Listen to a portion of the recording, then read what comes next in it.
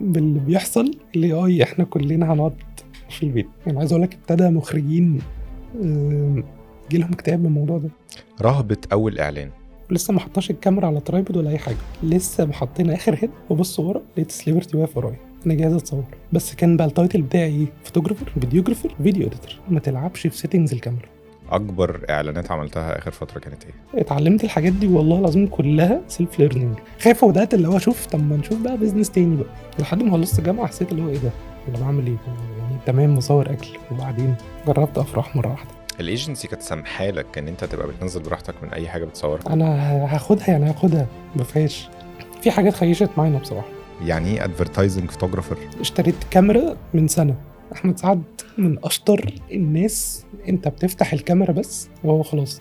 الصوره بتاعت زيزو الحمراء دي انت اللي مصورها؟ يا اما عايز تعملها اعملها في السر ما تنزلهاش. فقالوا ايه ده؟ طب ما هو شاطر اهو هنشغله اعلانات. انت ايه اللي بتعمله ده؟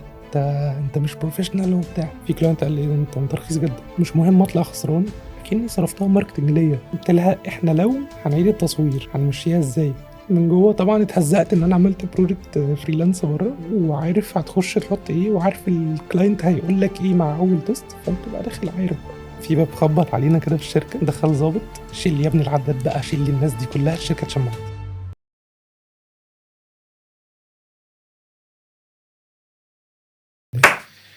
الحمد لله على السلامه. الله يسلمك. مستر عمر مجدي. انا متحمس قوي دايما لما بيجي لي حد اول مره اشوفه في بودكاست. يعني أنا احنا أول اول مرة مره نتقابل. بالظبط. اتكلمنا مره ساعه فرحك انا دي فاكر. حقيقة بعد كده بالظبط. قعدنا انت متابعين بعض كده حبه، وبعد كده لقيت في شغل خطير على الانستجرام وبزنسز رهيبه بتصورها وسليبرتيز واعلانات رهيبه في رمضان الصراحه. يعني اخر رمضان ده بالذات انت كنت فاهم، يعني الدنيا كانت لذيذه قوي. الحمد لله. فحسيت ان انا مستني القعده اللي اقعد اسمع منك بجد بالظبط. ايه اللي بيحصل. يعني ايه ادفرتايزنج فوتوغرافر؟ ايه اللي بيحصل؟ ايه المجال ده عامل ازاي؟ حواراته عامله ازاي؟ الاي اي بتاعه عامل ازاي؟ سيبنا مش عايزين نتكلم في الاي عشان بس ما هنجيله. نكتئبش بس. لا بس هنجيله. انا عايز بقى المره دي يعني دايما ببدا من ورا لقدام. اوكي. انا عايز ابدا دلوقتي مم. من اخر حاجه، الستيب اللي احنا فيها دلوقتي. ماشي تعرف بتحب تعرف نفسك ازاي ماشي وبتعمل ايه حاليا؟ ماشي. انا عمر مجدي، ادفرتايزنج فوتوجرافر. بقالي بصور ادفرتايزنج بقالي مثلا يعني 6 سنين. بس اول بروجكت حلو اتشاف من 4 سنين. ماشي. فخلينا نقول يعني كان في سنتين احنا مش في موجودين لسه. سنتين بعمل فيها حاجات تمام كاعلان وبتاع، بس بالنسبه لي ما كانتش متشافه قوي. يعني بالنسبه لي ما كانتش ألذ حاجه خالص ان انا اقول على نفسي ان انا ادفرتايزنج فوتوجرافر يعني. بس غير كده قبل كده كنت بصور بقى فود من 2016 2017. قعدت فتره بصور فود بقى كتير كل حاجه. فكنت في حته الفود دي اكتر حاجه مركز فيها اكتر يعني. الادفرتايزنج بدات بقى زي ما قلت لك، بدات من 6 سنين. اول بروجكت حلو ابتدى يتشاف كان مثلا 2000 وكام 21. اوكي. اخر 2020 كده بس. اكبر اعلانات عملتها اخر فتره كانت ايه؟ لو لسه مؤخرا فهو اعلان زيزو. الصوره بتاعت زيزو الحمراء دي انت اللي مصورها؟ هي دي بالظبط. اعلان زيزو واعلان الصفقه بتاعت بين رمضان دي اخر حاجتين كانت جو فايرال جدا بصراحه. اوكي. انا حاسس ان انا شفت ليك في كل الشركات الكبيره الصراحه، البيج نيمز يعني اورنج، فودا، اتصالات، مصرية اتصالات، كوكا. يعني حاسس ان انت بس مصرية الاتصالات اللي هي وي صح؟ اللي هي وي لسه. اوكي. بس حاسس ان انا دايما بشوفك في حتت كده اللي هو لا يعني الموضوع جامد، والحتت دي بالذات ما فيهاش هزار بالظبط. فعاش. فلا يعني بنحاول الحمد لله الدنيا لذيذة. طيب نرجع بقى ورا شويه. احكي لي بقى قصه التصوير معاك بدات ازاي، وخليني برضه افكرك احنا هدفنا النهارده في القعده دي انه في ناس كتير قوي عايزه تخش المجال ده، عايزه تعمل اعلانات، عايزه تبقى ادفرتايزنج فوتوغرافر تقول على نفسها كده، وتخش الحته اللي هي بعيده عن الشغل الهواه، وتخش في حته بروفيشنال وحته احترافيه اكتر. فعايزين نعرف منك انت طريقك كان عامل ازاي، عشان لو في حاجه نص كومن افويد، ولو في حاجه جامده نشتغل عليها مع الناس اللي بص خلينا متفقين حاجه، اي حاجه هقولها هنا اي حد هيطبقها مش شرط تظبط معاه 100%. يعني ده طريق ودي سكه اتجهت فيها مش شرط تظبط مع كله، ومش شرط يعني تعملها هي بالظبط تظبط مع الناس كلها. انا من زمان جدا بحب التصوير. يعني من وانا مثلا 7 سنين كنت مثلا اخد الكاميرا من بابايا واقول له لا ما تصورنيش، هات انا اصور، هات انا اعمل، هات انا اسوي، فاهم؟ وكان دايما هو بيبقى عنده كاميرات كتير، اللي هي الكاميرات بقى الكومباكت اللي هي الصغيره دي، الديجيتال، الحاجات دي كلها. ايوه فكان دايما يقول لي عمر ما تلعبش في سيتنجز الكاميرا. انا كنت انا الشخص اللي بخش على السيتنجز ايوه. ابوظ الكاميرا دي، اشوف من جوه بتعمل ايه. مم. بدات واحده واحده لحد ثانويه عامه. ثانويه عامه بقى كنت معروف ان انا في العيله ده الشخص اللي بيعرف ياخد، هاتولنا عمر بيعرف يصورنا حلو، هاتولنا عمر بيعرف يدينا كادرات حلوه، الحاجات دي كلها.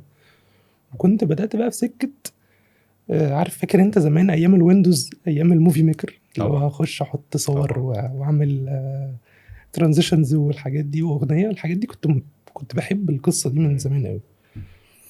لحد ما لحد ما جت الجامعه.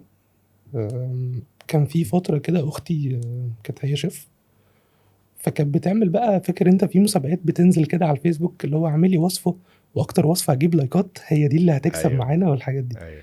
فهي كانت بتطبخ وانا اللي بصور الريسبي عامه. تحفه. انت كنت في جامعه ايه؟ كنت خريج كليه اعلام CIC.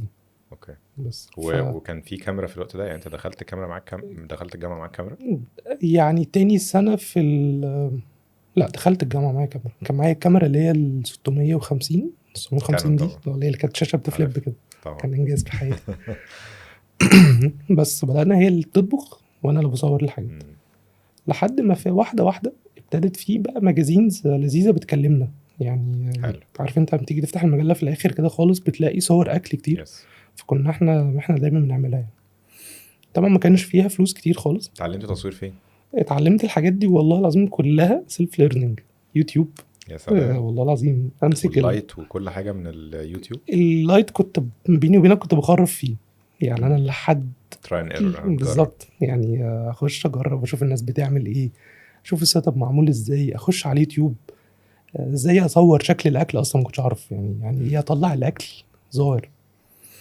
فاللايت بالنسبه لي ما كانش اصح حاجه، لحد ما في فتره كده في حياتي خدت ورك شوب مع يحيى العلايلي، عارفه طبعا، من خطير. اشطر الناس في حياتي ماستر بصراحه. يعني. مم. فرق في حياتي نقله فظيعه يعني. بس نرجع تاني. فبدات بقى في الجامعه ان احنا كنت معروف ان انا في الجامعه بصور اكل بس.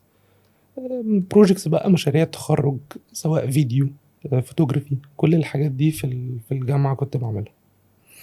لحد ما خلصت الجامعه حسيت اللي هو ايه ده، انا بعمل ايه يعني؟ تمام بصور اكل، وبعدين لحد ما واحده واحده ابتدى يتفتح لي كلاينتس اللي هو طب ممكن تيجي تصور المنيو، ممكن واحد صاحبي يعرف واحد صاحبه عنده كافيه، طب ما تيجي تصور لي المنيو، تعالى صور لي شويه العصاير والحاجات اللي بعملها والحاجات دي. بدأت شويه في السكه دي لحد ما خلصت، زي ما قلت لك خلصت الجامعه برضه حسيت ان مش عارف اعمل حاجه خالص. فكنت قاعد كده بتسلى على بيهانس وبتاع ورافع البروجكتس كلها، لقيت مسج جات لي من ايجنسي معينه بدون ذكر اسماء. قالت احنا هنا لي بنقول براحتنا، بس انت لو في سبب تاني يعني عادي. ما عشان قدام ماشي. مش ينفع نقول الاسباب. عشان حصل مواقف كتيره ما ينفعش نقول اوكي. الاسباب. بس هو اللي كان كلمني واحد اسمه مارك من اكتر الاشخاص اللي بحبهم لحد دلوقتي، لان هو يعتبر من غيره ما كانش زماني قاعد هنا اصلا. مم. فكلمني مارك قال لي احنا ايجنسي بنعمل، كان معاهم بقى كلاينتس كبيره شويه. فقال لي ايه المشكله لو انت جيت تشتغل معانا وبتاع؟ قلت له ماشي يلا. فقال لي طيب انا هبعت لك تيست كده عباره عن بريف صور عايزينك تعملها فوتوغرافي. قلت حلو. اعملها ازاي وانا قاعد في البيت؟ حلو. فتمام اتكلمتش وقلت يلا امسك في الفرصه ما تسيبهاش. حلو. فكان طالب مني رياكشنز اللي هو ام وبنتها بياكلوا بيتزا، ام وبنتها بياكلوا حاجه، مم. الحاجات دي كلها. استغل مين؟ استغلت مامتي بقى واختي طبعا. وبتاع، وعايز ايه؟ انت نازل طلبت الاكل وجبت الحاجات وقعدت اسطب السيت اب وبتاع وعملت التست، فانبهروا بيه جدا. فاللي هو ده كان على ايامه كان يعني انت عملت بيرسونال بروجكت عادي لا ما عملتش ولا يعني بيرسونال انت بروجكت؟ نزلت اشتريت الاكل ده ايه؟ لان هو بعت لي تيست اللي هو يعني يعني تيست يعني صورة؟ لا هو بعت لي بريف. حلو، انت جاي لك ماشي. بريف بس دلوقتي انت عارف هتصور ايه؟ يعني كرواسون ولا مشويات بالظبط. ولا هو يعني؟ باعت لك انا مثلا انا دلوقتي انا سي كلاينت اكس حلو. بقدم كرواسون معين، حلو. فانزل بقى اشتريه من و- نفس البراند. من نفس البراند. اوكي. وتخيل ان انت في التصوير وبتعمل سيتويشن بين اتنين. ومين هيدفع الليله دي؟ انا فانت نزلت دفعت عادي نزلت واشتريت دفعت وتمام، وصرفت وانت قتيل الفرصه دي. انا هاخدها يعني هاخدها ما فيهاش. مم. نزلت عملت التيست فوتوشوب تك تك. كنت يعني انا مش شاطر خالص في الفوتوشوب لحد دلوقتي عشان ما حدش يتصدم. انا مش شاطر في الفوتوشوب، اوكي بديلاش لخبازه. حلو. بس فنزلت وبتاع وعملت التيست بعت لهم، انبسطوا جدا. يلا جوب اوفر، يلا اشتغلت في الشركه دي فول تايم. فول تايم. يا سلام. اشتغلت فول تايم للاسف. حلو. مش للاسف، هي خطوه بصراحه مفيده يعني. مم. اشتغلت، بس كان بقى التايتل بتاعي مم. فوتوغرافر، فيديوجرافر، فيديو اديتور، لحد ما يجيبوا مدرس لحد فرنساوي. ما اجيب اي حد يعمل اي حاجه. انا عارف على فكره انت عارف ان البوزيشن ده دلوقتي بقى ليه يعني ليه اسم مالتي ميديا مش عارف سبيشالست. فعلا مش كانوا يسموها وان مان شو تقريبا؟ وان مان كرو بقى، وان مان شو، أيوة مالتي ميديا. بالظبط. بس عايز اقول لك كمان في الخليج الشخص ده بيديها له ارقام حلوه قوي. فعلا. هي واحد الخليج. بيصور فوتو، بيصور فيديو، مم. معاه معدات وبيعرف يمنتج، بيعرف يعمل اديتنج الصور، ده كنز. اوكي. ده انا اعرف بس ناس دي حاجه شخصيا صعبه قوي عامه. حاجه صعبه، ومش بيبقى منور في ولا حاجه قوي. هو بالظبط. منور، هو بيعرف يعمل كله حلو، وهم ده اللي عايزينه. هو مش عايز حد فتيق، بس بيدفع فيها ارقام لذيذه اوكي. والشركات الايجنسيز بتعرف تنقي الناس دي كويس يعني. ما انا ما حسيتش بقى جاي معايا سكه قوي بصراحه في الموضوع ده. فالمهم كملت. كان بصراحه عندهم كلاينتس لذيذه، فبدات اللي هو خلاص بقى يجي لهم هم بريفات، مثلا فيديو ستوب موشن معين، صور فوتوغرافي بشكل معين، فكنت انا بعملها في الايجنسي يعني. مم. لحد ما واحده واحده بدات انزل بقى بروجكتس حلوه يعني، فاللي هو الكلاينتس لحد ما معروفه في المجال يعني. الايجنسي كانت سامحالك ان انت تبقى بتنزل براحتك من اي حاجه بتصورها؟ كانت سامحه لي بصراحه. دي حاجه لذيذه. كانوا محترمين جدا دي حاجه يعني. لذيذه. بس بدات واحده واحده انزل الحاجات دي، لحد ما في يوم كنا في الشركه، في باب خبط علينا كده في الشركه، دخل ظابط، شيل يا ابني العداد بقى، شيل الناس دي كلها. الشركه اتشمعت واحنا جوه، والله العظيم. فاكر ليه؟ كان في فتره كده كان في شركات في التجمع كلها بتقفل عشان واخدين مخالف. بالظبط. اوكي. فالشركه قفلت، عشان كده قلت لك مش هينفع اقول اسم الشركه. اوكي. فالشركه قفلت بس. نقلت اكيد مكان تاني دلوقتي، او يعني ما قفلت خالص. لحسن الحظ ان الشركه دي كانت سيستر كومباني لشركه كبيره شويه في السوق. برا مصر؟ لا في السوق دلوقتي. آه. هي دلوقتي فاتحه بره مصر وفي دبي والسعوديه، بس هي كانت سيستر كومباني لشركه كبيره هنا في مصر يعني. مم. فالمهم اتكلم براحتك يا عمر. فينفعش، مستحيل اقول لك اسم الشركه. فالمهم دخلت يعني خلاص، هم تقريبا صعبنا عليهم، فطب تعالوا بقى اقعدوا عندنا في الشركه نشوف ايه اللي هيحصل يعني. مم. فروحنا قعدنا معاهم لحد ما ابتدوا يحسوا ان الشركه دي اصلا لا، دي صغيره قوي ملهاش لازمه، فطب ما نقفلها اصلا، ملهاش لازمه تقعد معانا في الشركه. فاللي هو صعبنا عليهم بقى، ابتدى يشوف مين الناس الشاطره في الشركه دي وناخدهم يشتغلوا معانا. من هنا اشتغلت معاهم بقى. هم كان في كلاينتس في الشركه الصغيره دي، بس الكبيره كلاينتس اكبر طبعا، واعلانات اكبر. بس هل كان في مصور في شركه كبيره؟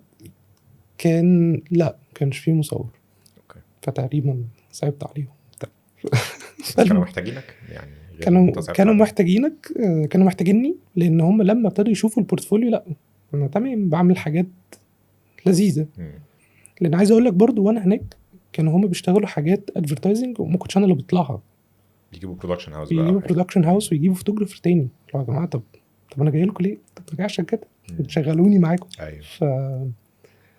بس فبدات شويه يشوفوني، بدات اتعرف جوه، بدات اتشاف، لحد في فتره كده معينه وانا في الشركه عملت بره بروجكت فريلانس. كان اول بروجكت ادفرتايزنج اعمله في حياتي. كان واحده يعني كانت معايا في الجامعه، اشتغلت في ايجنسي، بقت اكونت مانجر، فقالت لي طب ما تعمل البروجكت ده. قلت لها يلا. عملت البروجكت. ايه البروجكت؟ كان بروجكت كده كان للمولد، كان عباره عن اطفال ماسكين حلاوه المولد. مين براند؟ مونجيني. حلو. ده كان اول براند عمله في حياتي. تحفه. عارف بقى الصور نزلت اول دور والناس بتشوفها، يا عم يا بختك. بقول لك ايه، فرحه الصوره بتاعتك اللي متصوره على كاميرتك لا. على بيل بوردز في الشارع دي خطيره. انت بتقطع الدائري كله وتنزل تصور معاها، فاهم؟ لو مش فارق معايا انزل اتصور يعني انزل اتصور. احساس جامد الصراحه. بالظبط. فابتدت الشركه من جوه. طبعا اتهزقت ان انا عملت بروجكت فريلانس بره، ليه؟ عشان انت ابن الشركه معروفه، انت فول تايم بس هي مستحيل. مش حاجة يعني انت مش ما بس ضربتهمش في ظهرهم يعني، بالظبط، ما بس استفدتش حاجة برضو من وراهم. لا، بس انت ستيل انت عملت لكلاينت، هم عندهم كلاينت تاني منافس جوه اوكي. الشركه، فما ينفعش تعمل حاجه لكلاينت يعني بره مم. منافس للشركه اللي انت فيها اصلا. اوكي. وحاسس ان ده دلوقتي يعني لو حد شغال في شركة، عرف السوق او الاثكس مش صح، ازاي مش صح؟ مش صح اوكي، خالص لازم يرجع يعني. لهم الاول ويقول لهم انا عندي 1 2 3، هم يوافقوا او لا، دي حاجة ترجع بالظبط لهم. بالظبط، يا اما عايز تعملها اعملها في سر وما تنزلهاش. يعني لو عايز مم. تعملها ده شغل مش لذيذ خالص، بس اعملها في السر يعني، ما تقولش لحد بقى. مم. بس فابتدى الشركه بقى تشوف البروجكت اللي انا عملته ده، فقالوا ايه ده، طب ما هو شاطر اهو، هنشغله اعلانات. فنزلت معاهم اول اعلان هم عملوه، اه كان اعلان لفاليو. ده كان سنه كام؟ اكيد 21 21 22 حاجة كده. آه اخر 2019، كان قبل الكورونا. فاليو. مم. اوكي، فاكر ان هي بعد كورونا. لا لا، مم. اخر 2019 كان قبل الكورونا. اوكي. نزلت واشتغلت الاعلان ده، واشتغلت اعلان تاني بس بصراحه مش فاكره ايه، بس طبعا كانت الصور ما كانتش ألذ حاجه. كنت ابتدي اقول لهم لا طب انا عايز معدات معينه، طبعا عايز اجيب ريتاتشر اصلا على البروجكت. مم. طب هنصور ايه، طب هنعمل، كنت لسه فاهم، كان لسه اول مره اوصل الكاميرا باللابتوب، ده كان بالنسبه لي انجاز. يا نهار ابيض، اوصل الكاميرا باللابتوب ده اوكي. قصه. وساعتها كنت جايب معايا الاي ماك الكبير بقى احطه في التصوير وبتاع، اصلا فاهم، كان الموضوع صعب. طب كانت معداتك ايه في الوقت ده اللي هو ما كانش. اعلان مونجيني واعلان بص، فاليو؟ كل ده كان معايا كاميرا 5D مارك 3 حلو، كانون طبعا. كانون حلو. بس الحاجات الكبيرة دي كنت بأجر بصراحة. يعني عدستك كانت ايه مثلا؟ كنت بأجر كاميرا كانون ار، اوكي. عدسات ايوس ار ولا انهي واحده؟ ايس ار حلو. اللي هي الميرورلس. حلو. كنت بأجر عدسات 50. وايه تاني 50 هي كانت أكتر حاجة. 50 الار اف. كانت تحفة، طبعا. كانت أحلى حاجة بحبها في حياتي بصراحة. واللايت. واللايت كنت برضه بأجر، بس كان كله جودكس الاي دي 600. حلو. دي كنت اكتر حاجه بحبها يعني. كان في حاجات ما تبقاش موجوده، كانت فتبقى اي دي 400 الحاجات دي كلها. بس احنا وصلنا لفين؟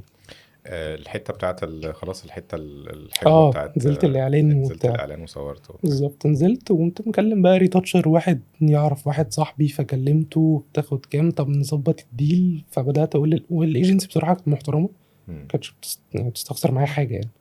اوكي، بس انت ستيل بتاخد مرتب. باخد مرتب عادي جدا، اللي بتطلبه بتلاقيه، بالظبط. بس مرتبك بالظبط. مفيش اي حاجه زياده على اي حاجه بتعملها. لا لا لا، اي حاجه عايز اجرها هم كانوا محترمين ياجروا. كان فيهم حته كده لو هم شايفين في سنه امل بسيطه يعني. فالمهم، بس عملت الاعلان ده، ابتدوا يحسوا بقى لا ده تمام، ده شاطر، ده بيعمل حاجات، ونزل اول دور وبتاع.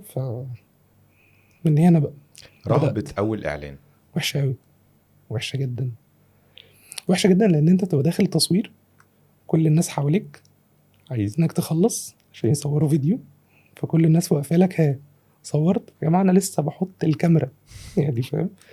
وكان لسه موضوع جديد بالنسبه لي، مش عارف احط لايت هنا ايه وانور ايه، وايه ده بيتنور ازاي اصلا، ويعني ايه اخلي دي متنوره بشكل معين، ويعني ايه اصلا اخد الصوره على 2 لايرز. ما كنتش عارف الموضوع ده. هي صوره 1 لاير وكتتين، ربنا يسهل في المونتاج. بالظبط، هنشوف بقى. طب تنصح يعني، ادينا شويه نصايح لو حد جاله فرصه اعلان كبير يعمل ايه عشان ما يتوترش، او يبقى بيتصرف ازاي، تبس كده من خلال الخبره بتاعتك. قبل ما تدخل يعني قبل ما يبتدوا يندهوا عليك ان انت تيجي تصور فوتوغرافي، بص على الست الاول، شوف هتحط هنا نور ايه، هتحط لايت ايه، ده ايه اللي محتاج يتنور زياده، وش الموديل ده هيتصور ازاي، هيتنور ازاي، تاخد صوره على كام لاير، 1 2 3. وضح لنا يعني ايه لايرز. بص، هي الفكره ان انت زي مثلا انا جيت صورت فادي اهو دلوقتي. حلو. لما جيت نورته نور وش فادي مظبوط، بس الباك جراوند مش متنوره حلو. حلو.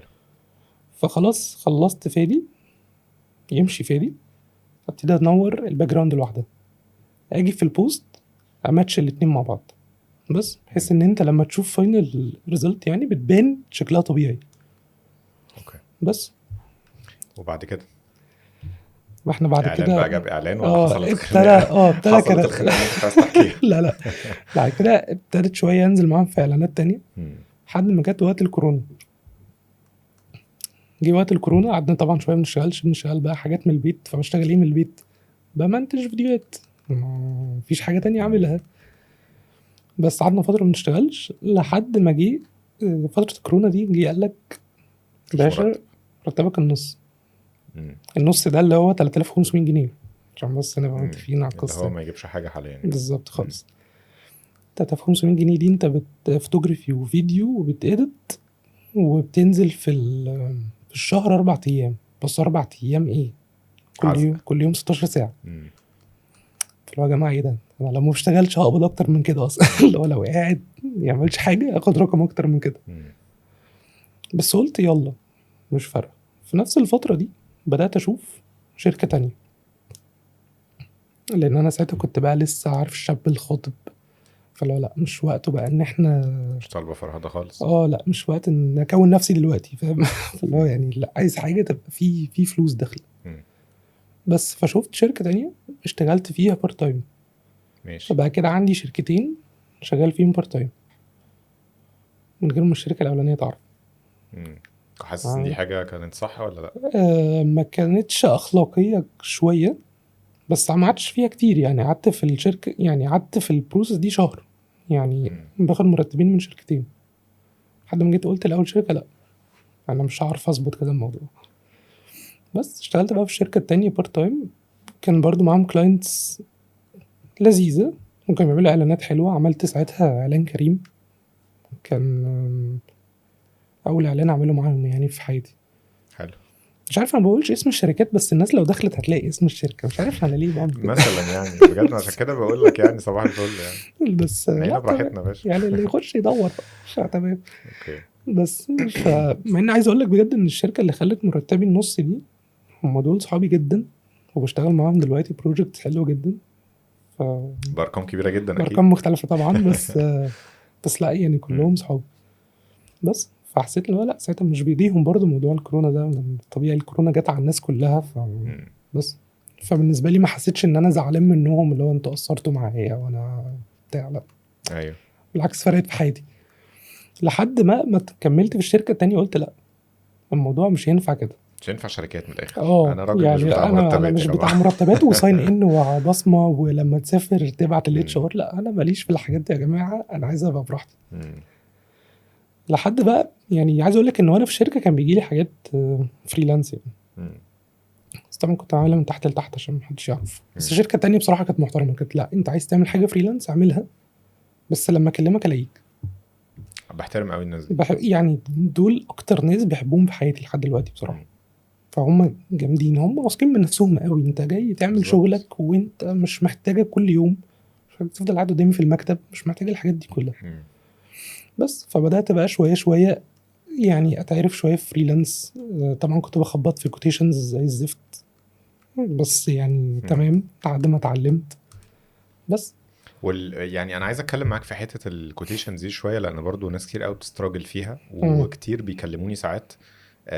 يعني شباب اصغر شويه، فادي بقول لك ايه جاي لي 1 2 3 اقول كام.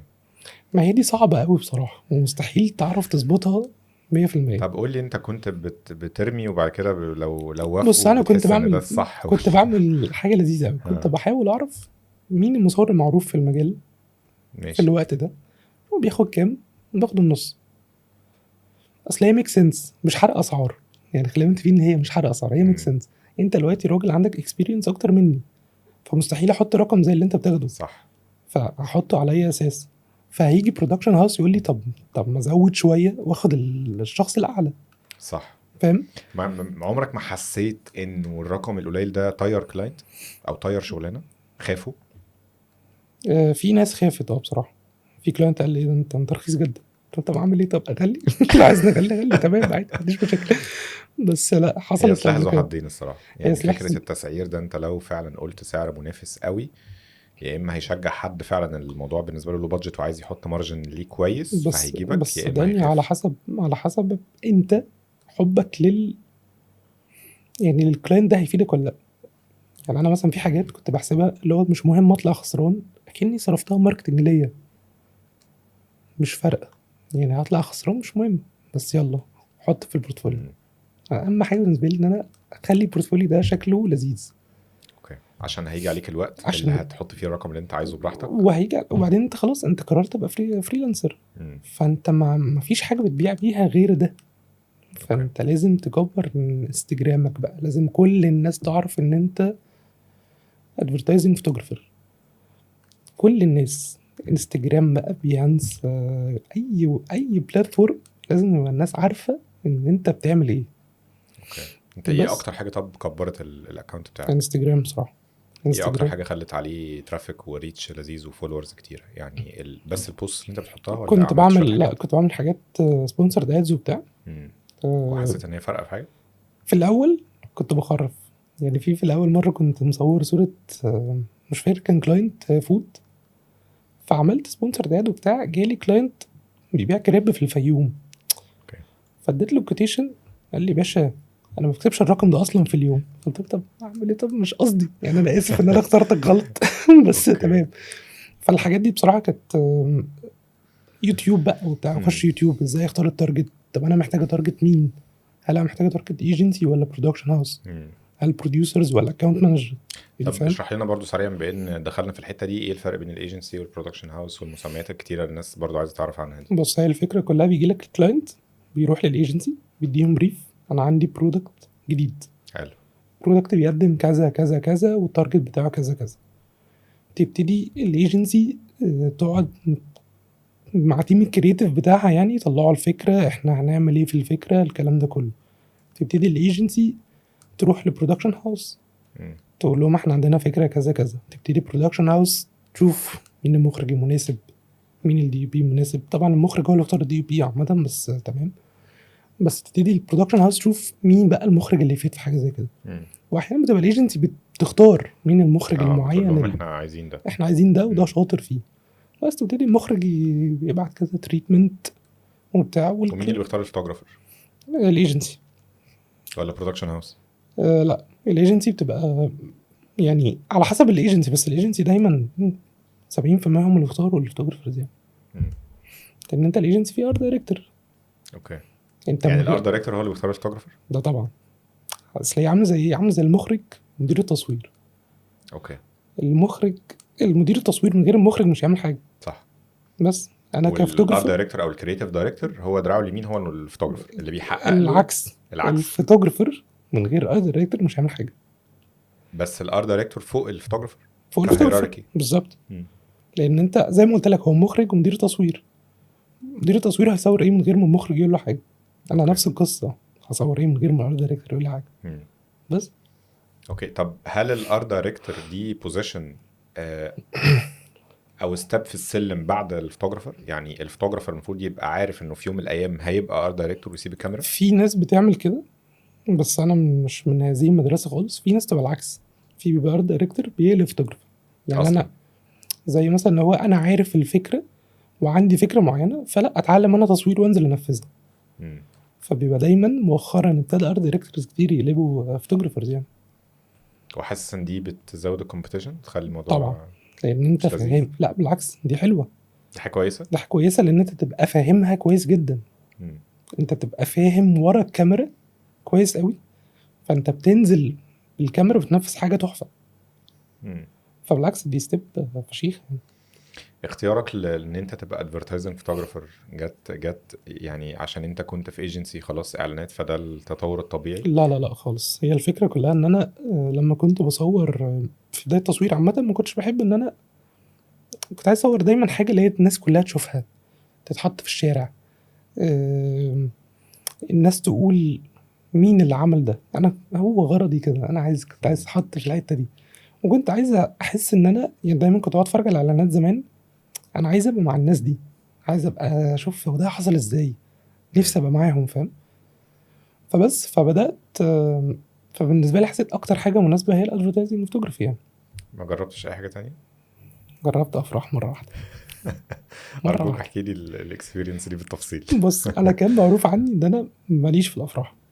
فكان في الصديقه كانت معانا في الجامعه يعني، قالت لي بص انا عارفه ان انت مالكش في الافراح، بس عايزاك انت تصور لي فرحي. يا حاجه شايفه فيا ايه اصلا بعرف اعمل فيه فرح حلو؟ قالت لي لا، هو انت ممكن تكون كنت عايزه توفر مثلا، فتمام. مم. فرحت طبعا رحت صورت حاجات انا مش فاهم اقول للعروسه تعمل ايه اصلا، مش فاهم اقول للعريس يعمل ايه، بس لو قعدت ارتجل اللي هو يا جماعه ايه تحبوا تعملوا ايه، تتمشوا يلا اتمشوا، تحبوا تصور كذا يلا تصور. مم. وكنت بصور بقى الاتنين، كنت بصور بقى اللي هي البري ويدنج والبارتي نفسها، كنت اعمل الاتنين مع بعض يعني إيه؟ مش فاهم. لوحدي يعني. ما صورت تجيبش معاك سكند شوتر ولا اي حاجه؟ ما اعرفش، انا ما عنديش ما اعرفش اجيب اكسبيرينس مين اصلا. بالظبط، ما اعرفش حد اصلا. اوكي. فبس فكنت بعمل الاتنين، وكانت بالنسبه لي اكسبيرينس لا ما كانتش لذيذه خالص يعني. ليه بقى؟ لان انا ما عنديش خلق ان انا اقول للعروسه تقف ازاي بصراحه، ومعلش اضحكي كده شويه، طب لفيني كده شويه، طب العريس اقف، بحس الحاجات دي لا ما عنديش خلق خالص. يعني انت حاسس ان شغلانه تصوير الافراح دي محتاجه كاركترستكس معينه في الشخص اللي هي هيصور محتاجه اكتر من النولج بتاعه التصوير؟ بالظبط، محتاجه شخصيه مش تكنيكاليتي. التكنيكاليتي دي اي حد يخش على اليوتيوب هيعرف يتعلمها، اتكلمت فيه كل الموضوع ده. بس شخصيه هي بتفرق جدا، تفرق جدا جدا يعني. انا مؤمن بده الصراحه، والله العظيم لا بتفرق. بحس ان الفايب بتاعه المصور وقد ايه هو عارف يحرك، وعارف اكنه مايسترو بتاع اليوم كده، بالظبط كتايمنجز بالظبط. وانت روح هنا وانت اعمل هنا. بحس دايما الفوتوغرافر في الفرح هو ده دوره. لان انت معتمد على رياكشنز اكتر حاجه، مش معتمد على ديبس اوف فيلد. الحاجات دي طبعا مفيده وليها لازمه، بس الحاجات التانية اهم يعني. بس صورت بقى الفرح ده اول فرح صور في حياتي، وتجربه ما كانتش لذيذه. وقررت وخلص الفرح بقى البنت اتطلقت وحاجات كده بعد الفرح باسبوعين مش حاجات، قلت لا واضح ان وشها مش ألذ حاجه، مش هعمل كده مش هعمل تاني. كده تاني. بدات اتجه شويه بقى في سكه البرودكت فوتوغرافي وبتاع. قعدت اجرب كام حاجه كده في البيت، احط الكاميرا على الازاز واطفي النور واعمل الحاجات دي، فاهم؟ اوكي. ما كنتش وحاسس ان هي برضه شخصيتك بحبها، على فكره. دي حقيقه. يعني احنا يعني يمكن اتكلمنا اهو من قبل البودكاست شويه، دلوقتي حاسس ان انت شخصيتك الحته اللي هي في الهداوه في الهداوه والمزيكا خالص والصوره ونجرب ونروح بالظبط. وكده عامة يعني. اصلا لما بتلاقيني بنزل التصوير عامة دلوقتي الناس بتستغرب، طب ما بتعصبش ليه؟ لا ما نتعصب ليه، احنا بنعمل ايه اصلا؟ ده الموضوع بسيط يعني، نازلين ناخد الشغلانه وخلاص، مش مستاهله نرفزه وتوتر ويلا وانا ليه متاخر وانا ليه ما عملش. بس عمر اكيد حصل معاك حوار مره، في حوار اكيد في حوارات ما يعني بس اصل الكوميرشال او الحته بالذات بتاعت الاعلانات دي في حواراتها كتيره، حواراتها كتير وصعبه ومستفزه، بس خلاص بقى يعني جلدك نحس، فاهم يعني؟ بعدين اتعصبت ها خيرها ايه؟ هتخش وتاخد الصوره وهتعمل اللي الكلاينت عايزه خلاص. بس طيب عايز اروح لحته تانية ليها علاقه اكتر بالتقسيمه بتاعت الشغلانه من حيث التصوير ماشي والريتاتشنج. قول لي انت تقسيمتك ازاي لو قلنا ان الشغلانه كلها كبرودكشن، هي برودكشن وبوست برودكشن، تقسيمتهم بالنسبه لك ازاي؟ ده كام في المية وده كام في المية؟ بس بكل صراحه كصوره ادفرتايزنج. بص حاجات وحاجات. لو انت عندك السين جاهز، يعني انت هتنزل تصور سيت اب اوريدي مبني في ديكور وفي متنور حلو وبتاع، ده يبقى شغل الريتاتشنج فيه مش زي ان انت هتبني فريم سواء بقى سي جي اي 3 دي اي حاجه، فاهم؟ او ان انت هتكمبوز فريم عامه. لا يعني وضح لنا اي مصطلح بتقوله، اعتبرني مش عارف اي حاجه. طيب انت في جزئين، يا اما بتنزل تصور مثلا الاعلان، الحاجات كلها جاهزه. بمعنى ايه الحاجات؟ يعني السيت اب جاهز، في ارت دايركشن، في ديكور، في بروبس، في الحاجات بتصور، فاهم؟ ديكور معين حلو. ده بيبقى ستايل مختلف عن ان انت هتبني سين في البوست. اوكي. هتبني سين ان ودي انت حاجه بتحصل كتير، ان انت هتكمبوز باك جراوندز معينه، ان انت هتكريت باك جراوند معينه، ان انت هتعمل فريم 3 دي اصلا. فبتصور الممثل او السليبرتي او الموديل في استوديو، في استوديو على كروم عادي جدا عادي، وفي البوست انت اللي نركب. بس طبعا قبل ما تنزل التصوير تبقى عارف انت هتركب على ايه، عشان الكاميرا تبقى فين بالظبط، عشان ما تجيش بقى في البوست سلام عليكم. خيشت قبل كده في حاجه شبه دي؟ في حاجات خيشت معانا بصراحه، ما اضحكش عليك. حاجات خيشت عشان بس برسبكتيف ولا عشان برسبكتيف شكل الاضاءه؟ وعشان لان انت دايما بيبقى كلاينت ما بيبقاش مجهز، كلاينت بيبقى عايز يصور نصور ونبقى نشوف. فلا ما انا محتاج الباك جراوند اشوف انا هكمبوز على ايه مم. بس. اوكي. فاحيانا بتخيش معانا، فبقيت مؤخرا لا احنا مش هنصور حاجه كده غير لما ابقى شايف الباك جراوند، حتى لو مش لازم تبقى يعني معمول لها ريندر 100%، لا مم. عادي تبقى حاجات كده مرسومه خفيفه رف كده لذيذه بس. بس تبقى عارف هتحط الكاميرا فين، دي حاجه تبقى عارف فعلا تحط انا الكاميرا خيشت الصراحه في حاجه كبيره زي دي. طبيعي. خيشت يعني ويعني وما خدش فلوس، ويعني الموضوع كان اوف. واقف عليه بخساره، وكانت قصه حزينه. علشان جالي شغلانه كانت انا كنت شغال مع شركه فرنتشر وعاملين شغل لذيذ. اوكي. ومن شغل الفرنتشر عامه مش سهل، يعني انت تبقى شايفه سهل الصوره، ما هي اهو دي اوضه نوم عادي بالظبط. تروح صور، لا هي الموضوع مش كده خالص. مم. موضوع حواراته كتيره يعني، واللايتنج وتركيب وحيطه، وانت بتصور في اللوكيشن اصلا مش حلو وفي عواميد، فانت بتشيل كل بالظبط. دوت وبتبني ورا السيت اب نفسه. قصه ده يعني، غير الماتيريال نفسها لو هي بترفلكت او قصه يعني. مم. فالمهم رحت قلت لهم من نفسي كده، قلت لهم بقول لكم ايه، احنا هنروح استوديو كبير في سايكلوراما كبيره جدا، اوكي. وهناخد معانا ال شيب مثلا والمكتبه والسيت اللي انتوا عايزينه، ونصوره في السايكلوراما، حلو. وانا هحطه لكم بقى في شقق وفي فيلل. يا اختي. كارثه. آه. لا كارثه. ما ورحت ظبطتش بقى طبعا. رحت ال 3 دي ديزاينر، قلت لها اديني 3 دي بيكتشر انت عاملاها لروم معينه، ماشي. علشان عايز احط عليها حاجه، بس اديهاني فاضيه ما تحطليش فيها الفرنتشر. ودي كانت اركتكت اصلا، يعني هي اصلا واحده بتصمم بيوت وفيلل، فدي شغلتها يعني. فشالت لي الايتمز وادتني السليت فاضي خالص، الاوضه فاضيه. فجيت احط ال شيب على الاوضه الفاضيه، ما مش نفس عملتش. البرسبكتيف. انا يعني مثلا انا مصور من هنا، فال شيب باينه بشكل معين، والاوضه نفسها مثلا ال 3 دي ريندر اللي هي عاملاه من هنا مثلا متصور كده، فانا اوف. مصور كده وهي كده، يعني الكاميرا بتاعت الاوضه فاضيه من هنا، والكاميرا بتاعت ال شيب من هنا. مم. حاولنا بقى يمين وشمال وراب وما اعرفش ايه طب هي ليه ما ما عملتش ظبطتش. ما هي سليت بقى جديدة على اللي انا عامله، على اللي انت عامله؟ بادجت رعب بقى، مختلفة طبعا. بادجت رعب. مم. وما كانتش سهل ان هي تعدلها، وما كانتش سهل ان انا اعرف اديها صوره من عندي ادخلها على البروجرامز بتاعتها. كانت قصه كده حزينه يعني. مم. وحاولنا نليسها باي شكل، بس في الاخر طبعا ما كنتش راضي. وكلاينت قال لي لا، طب لا لذيذ، بس هي الصوره دي بس اللي حلوه، اللي بعديها مش احسن حاجه. احنا مصورين بقى اوف. بتاع 5-6 ال شيبس. مم. ففي الاخر نزلت اي كوميرس عادي، اللي هي فصلناها باك جراوند على بيضه، باك جراوند. ونزلت اوكي. بقى على امازون او اي حاجه هم بيبيعوا فيها، وخلاص على كده. اوكي. بس ما عرف يعني، كانت تشالنج مش بصراحه. سهلة. وما مش خدتش سهلة منهم، خالص. انا فاكر وقتها ما خدتش حاجه، بس عشان هو انا ما عملتش حاجه. مم. يعني هي كانت لا بس ليه اكسبيرينس في دماغي انت نفسي عملت. اعملها، مم. بس جربت. اوكي. فعشان كده سالتك موضوع التخيش ده، لان انا خيشته. لا انا خيشت مرة في شغلانة وحشة قوي.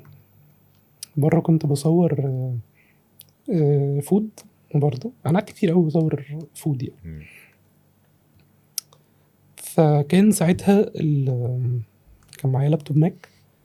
اللابتوبات الماك كانت غالية قوي، فلو كنت اجيب حاجة اللي هو 256 كده تمشي الشغلانة يعني. مم. فقعدت اصور، كنت بصور على اكسترنال هارد، كنتش بصور على الهارد بتاع اللابتوب. اوكي. فاهم؟ قعدت اصور وبتاع وما اعرفش ايه، والدنيا تمام. فجأة خلصت ومروح بفتح كده بص على الحاجة، الهارد مش شغال. اوف. يا استاذ اهزه، احرك، اشيل السلك، اجيب سلك، مفيش. طب هعمل ايه؟ رحت بقى اسمه ايه في مدينة نصر معتز ده؟ أكيد. لا السراج مول يا باشا اللي بيحل لي ايوه، اللي كل. هو في اسمه معرفش ايرور، ولا في حد كده في هناك حد هو مشهور اسمه ايرور فعلا. بيعمل القصه دي في بالظبط. السراج مول. رحت قال لي لا انسى، ايه ده؟ هناخد. اوف، ده هارد اس اس دي ولا هارد عادي؟ لا ما كانش اس اس دي، كنت مم. الهارد العادي. فطب هنعمل ايه؟ قال لي بص ممكن تاخد اسبوع ما اعرفش ايه، وممكن الماتيريال ترجع لك كلها، ممكن لا. هو الماتيريال رجعت بس بشكل محروق، ما اعرفش ازاي جت كده، ومش كلها موجوده. كورابتد يعني، مش بالظبط. عارفه مش عارف تفتحها اصلا. مش شغاله، او هي بتفتح بس فاتحه ابيض واسود، ودي اول مره اشوفها في حياتي. وصرفت على الموضوع ده كتير قوي. فقلت طب هعمل ايه؟ الكلاينت كل ده لسه ما يعرفش، ما واجهتوش بقصه. قبل اي حاجه، قبل ما اكلم الكلاينت كلمت الفود ستايلست، قلت لها احنا لو هنعيد التصوير مم. هنمشيها ازاي؟ مم. قلت لي لا، انت لو حصل حاجه دي مش بايدك مش مهم، تعال ننزل نعيده ببلاش عادي. يا وكانت ما خطيرة خلود اشرف بصراحه، يعني خطيرة. كانت مم. عملت معايا الموقف ده. فقلت لها طب لا، ليه تنزلي تعملي شغلك ببلاش؟ يعني عادي تعالي وهنعيد شوت عادي. اصرت ان هي ما تاخدش فلوس خالص. فلحسن حظي ان انا كنت بتست حاجه في الريسايز، فكنت عامل اكسبورت لكام صوره على الديسكتوب. مم. دول كانوا موجودين شغالين عادي جدا. فقلت بقى ايه ان الاوان بقول للكلاينت، بعت له فويس نوت 3 دقايق وايديا فاهم، لا ربنا الكلام ده يستر. قريب ولا بعيد؟ لا ده من بعيد، مم. مش فاكر من امتى بصراحه، بس من وقت ما يعني. مم. فبعت له، طبعا قلت بقى يمسكني غسيل ومكوى، وانت ايه اللي بتعمله ده؟ انت مش بروفيشنال وبتاع. كلاينت برضو الحمد لله كان محترم، قال لي لا يا عم دي حاجه مش بايدك وانت مالك ومالكش دعوه ومعرفش ايه، اهم حاجه ان المين. انا كنت عامل ايه؟ كنت قلت لك واخد الصوره على كذا لاير، فكان اللاير المين موجود على الديسكتوب، اللاير التانية مش موجوده. مم. يعني كان تلات اطباق ورا بعض، فكنت واخد اول فوكس على الطبق الاول ايوه. والباقي اوت اوف فوكس. فقلت له بص ده اللي موجود، انا ممكن انزل اعيد التصوير على حسابي عادي جدا، ما عنديش مشاكل، مم. ف يلا نعمل كده. فقال لي لا مش مستاهله، اهم حاجه المين موجود والصور موجوده، مش مهم الباقي ده اوت اوف فوكس، دي حاجه مش بايدك وانا احترمت ده. لا انا مش فاهم حاجة. يعني انت هو خد الصورة على الديسكتوب خلاص، هو ده بالنسبة له كده بس ساتيسفايد؟ هو طب بالنسبه هو له اللي ضاع ده الطبق كان ايه؟ انا مش فاهم. ان انا اللايرز الاوت اوف اللاير فوكس اللي ورا بس. بس. طب وانت حطيت مكانها ايه بقى في ما الحاجه موجوده متصوره بس مش ان فوكس. ما انا فاهم. بس ظبطها بقى في حاولت البوست اظبط يعني. شويه ان هي تبان، بس عادي، ما بالنسبه له مم. ما بانتش. قال لي مش لازم، قال لي دي حاجه كانت اكسترا كده كنت انا عايزاه وخلاص. قلت طيب، ستر ربنا انت ده. طيب يا استاذ كلاينت يعني، فتمام. بس وعايز اقول لك ان هم مم. يعني بعد ده عملت معاه حاجات كتيره، مم. بس اتعلمت بقى. قلت انا مش هينفع بقى اللابتوب ال 256 ده تشيل، طبعا هات حاجه 1 تيرا. لازم دايما تبقى فايلاتك بعد ما خلصت تصوير تنقلها ككوبي باك اب على اكسترنال هارد. طبعا. شيل بقى الهاردات المعفنه دي كلها، هات حاجات كلها اس اس دي. مم. بس وانا ليه سؤال، ليه الكاميرا ما كانش فيها كارت ميموري؟ ما كنتش بصور على الكاميرا، دي مم. غلطتي، ان انا اوكي. دايما بصور بكابتشر 1. طبعا. فكابتشر 1 خلاص كان بقى. بيحط الحاجه كلها على مم. اللابتوب. انا بعمل اصل الحركه دي كتير، بس دايما بصور على كارتين في الكاميرا. اوكي. واحد جيباك وواحد رو، وبتيزر بقى على اللابتوب، فباخد ما بقى هي الفكره كلها ان كانت الكانون ار لما كارت انت واحد. بغض النظر عن ان هي كارت واحد، مم. ان انت لما تيجي بتظهر على الكابتشر 1 ما كانتش بتلقط غير لما تشيل الميموري كارد. مم. معرفش ده كان جليتش ولا انا ما كنتش اعرفش، انا فاهم في الكاميرا دي السيتنج. اصلا ما بحبهاش بسبب ان هي كارت واحد، وخصوصا في بالظبط. الافراح. انت عارف اوكي. قصه الافراح بقى ان الفرح مش هينفع يتعاد. انا لو هدفع الفرح كله تاني صعب قوي يتعاد. ما هعيد ايه؟ بالظبط. وهيعيدوا الحب تاني ازاي؟ هيعيدوا المومنتس الاولانيه اللي بينهم بس دي عامة ازاي؟ عندكم ميزة حلوة قوي، مم. ما عندكش كلاينت بيعدل عليك. مين انا قال لك؟ مفيش. هتعدل ليه؟ يعني انا مثلا اللي حصل لي بص هنزل هو اعيد تصوير، مم. الفرح تنزل تعيده؟ لا. انا مش هنزل اعيده، بس بيحصل، ودي نسبتها طبعا قليله، بس بيحصل ان اوكي. في عروسه بتقول لا معلش اصل ظبط لي الايديتنج، عايزاه ملعلط، عايزاه المود اللي انت عامله يعني. فعلا. ولا طب ما هو ده اللي احنا بنعمله على الانستجرام مثلا، او ده الباليت اوكي. لا معلش بس حسيت المود مش لايق على المود بتاع الفرح بتاعي، ف اعمل لي تيست تاني ووريهوني. فبنعمل تيست وبنغير الايديتنج تمام. وبتبقى حاطط عدد معين من الامانز ولا بتبقى لا هتخليها احنا على الله؟ بندي اكسبيرينس حلوه للناس تتبسط وخلاص. بس اوكي. خلي بالك برضو الافراح هي تشالنجز مختلفه شويه. يعني انت في الاخر هو ستوري، انت عايز تحكي قصه، لكن يعني انت صح. رايح تصور حاجه عشان المنتج ده يبيع. يعني بالظبط. البرسبكتيف نفسه بتاع التفكير وانت مختلف. رايح تفكر مختلف. مم. انا بفكر ازاي احكي قصه حلوه فيها ايموشنز وعياط وضحك طول اليوم من الناس اصلا ما بتعرفش بمود تمثل لذيذ. يعني. بالظبط. طبعا. وبلقط اللي بيحصل قدامي. الجايدنس بس بتاعي في اليوم بيكون وقت الفوتوشوت في وقت قليل، لما بروح اقول لهم لا خدوا البوز ده عشان يبقى عندكم صوره انتوا مبسوطين بيها، باصين في الكاميرا، لبسكم باين، والباقي بقى بنتحرك وبنلعب وبنروح وبنلعب مع الشمس وما اعرفش اوكي. ايه. فساعات بيجي تعديلات بس مش كتيره. بس الافراح ليها تشالنجز ثانيه. كنت بحكي لك على قصه الباك اب دي. احنا في الافراح بنصور على كارتين، كارت جيبيج وبيقعد مده طويله جدا في الكاميرا، ممكن يقعد 4-5 افراح، وكارت تاني الرو، وبيتفضوا في مكانين مختلفين. حلو. ومعايا سكند شوتر اولموست بيصور كل حاجه بعملها في اليوم. فاحنا اوكي. يعني فاهم، انا بعمل دايما اكتر باك اب بقدر اعمله في الحياه، ان كل حاجه في منها 2. يعني في حلو. كاميرا عليها الفرح كله، وفي كاميرا عليها الفرح كله، والكاميرتين عليهم كارتين، وكل حد فينا بيروح بكارت. يعني انا باخد اوف. كارت من السكند شوتر، وهو بياخد كارت ويبقى عنده في بيته، يعني جاست ان كيس البيت ولع، فاهم؟ اوكي. يعني بقى يعني كل الاحتمالات اللي ممكن تحصل علشان ما وصلش لحته انه صور الفرح راحت. حصلت مره مع كاميرا حد من السكند شوتر جزء منها راح، دي كانت قصه حزينه، اوكي. قصه حزينه. انا اتضايقت اكتر من كلاينت اصلا. يعني اوف. هم كانوا لزاز وقالوا لي خلاص حصل خير ومش عارف ايه. بس انا كنت اللي هو يعني ايه اصلا. وكانت صور يعني تعدي، مش حاجه ميجر، مش حاجه يعني باينه. حاجه في البارتي كده، والكاميرا كانت مغطيه. بس انا اتضايقت قوي لان ما كناش اوكي. عاملين حسابنا ان في حاجه زي كده ممكن تحصل يعني. فحوار بس الباك اب جامد. ده لا لازم لازم يا معلم. كارثه يعني.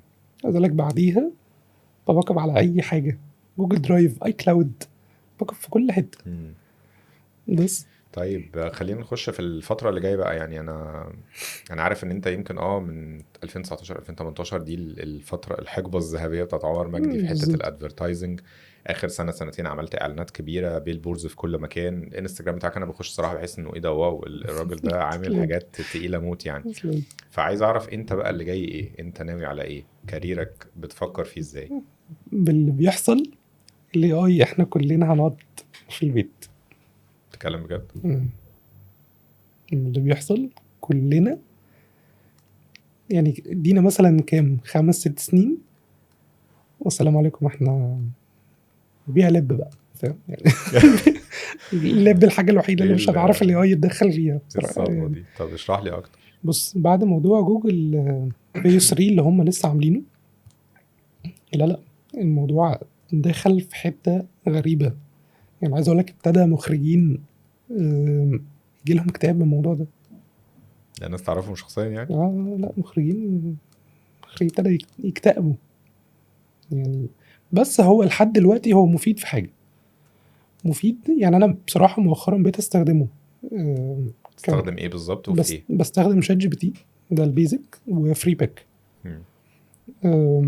يعني شات جي بي تي بيكتب لك برومبت حلو قوي تحطها على فري باك، وفري باك يطلع لك فري باك يطلع لك للصوره اللي انت رايح تصورها مثلا بالظبط. بكره. يعني انا مثلا كان عندي كلاينت مش فاهم شكل الموديل هيبقى واقف ازاي، مش فاهم شكل النور هيبقى عامل ازاي. فبتبتدي تخش بقى تكتب اللي انت بتفكر فيه. بس بتوري الصوره كلاينت. مرة وريت الصورة كلاينت قال لي طب انت جيت ليه؟ قلت له انا جاي عشان بقى اصور اللي انا عملته ده. سلام عليكم. اصلا بس فهو لحد دلوقتي مفيد. قدام ما اعرفش، هبتدي بقى كلاينتس اللي هو قال لك لا. بس اعتقد برضو ان انت محتاج تتعلمه عشان قدام تعرف ان انت اللي بتعمل ده. لسه هقول لك ان انت تستخدمها ان هي دي الآلة الجديدة.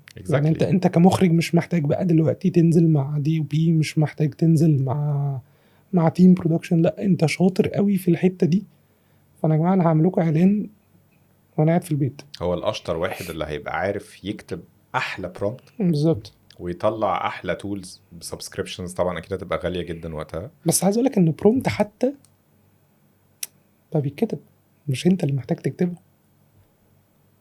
ما انت مين اللي هيفكر مين اللي هيفكر في التفاصيل مثلا؟ في بالظبط. مين؟ التفاصيل دي، ما انت لو شرحت تفصيله صغيره جدا شات جي بي تي هيكتب لك البرومبت الاطول بالتفصيل اللي انت في بالك لفري باك. انا بحاول الاقي لك اي مخرج. ما فيش، انا بحاول اشوف لي اي شغلانه. بس لا الموضوع لا صعب جدا. لسه من كام يوم شفت الاعلان اللي نازل اورنج AI، وبيقولوا ان هم اتعمل في ساعتين، ما اعرفش طبعا ساعتين ولا اكتر، بس أوكي. يعني ده اللي بيتقال وبيتريقوا. بس اعتقد ان هم هو عايز يوضح ان ده AI. يعني هو مش بيضحك عليك ويقول لك احنا ده يس بالظبط. يس. لان هو حاطط سيرفيس جديده ان هي ال5G، فال5G هي بتخلي الاي اي اسرع، فهي ميك سنس يعني. بس خطير خطير. يعني، بخلاف التكنيكاليتيز وان هو كان ممكن يبقى بيطلع احسن، بس احنا اتحطينا في سلمه معينه، اللي بالظبط. جاي اكيد هيبقى احسن من اللي بالظبط. اتعمل. واعتقد هو مش محتاج ان هو يبين ان هو مش محتاج يبينه احسن، هو كده تمام يعني. مم. بس فربنا جامد يستر موت. بقى. لو في مكان عندك في الافراح ممكن نيجي نقعد معاك. الافراح بقى، الافراح الافراح اعتقد هتبقى شويه اللي تشالنج فيها في الاي اي بعيد شويه، لان يعني صعب هتعملها ان انت ازاي؟ بالظبط. صعب ان انت هتكريت الايفنت ده، هتكريته ازاي يعني. unless بقى العريس والعروسه كانوا مفرهدين ومش قادرين، وانت صورت صورتين ثلاثه او ودخلت الصورتين ثلاثه دول على اني تول وقتها او ممكن تكمل لك الفوتوشوب. او ممكن في طريقه تانية. العريس والعروسه معهمش بادجت يعملوا فرح، اوكي. فهنديك صورنا، او انت هتنزل في استوديو تصورهم على وايت ليمبو واعمل صور فرح. ميك سنس. انت تقدر تعمل كده فرح؟ لا طبعا انا مستحيل. عمري ما اعلق صوره في بيتي انا مش مش متصورها بجد. بس ما تفهمش قدام الفكره يبقى عامل ازاي. ما هي دي الفكره كلها. هل انت تتخيل من 5 سنين ان عمري. انت تكتب حاجه عمري. تطلع لك؟ عمري. مستحيل.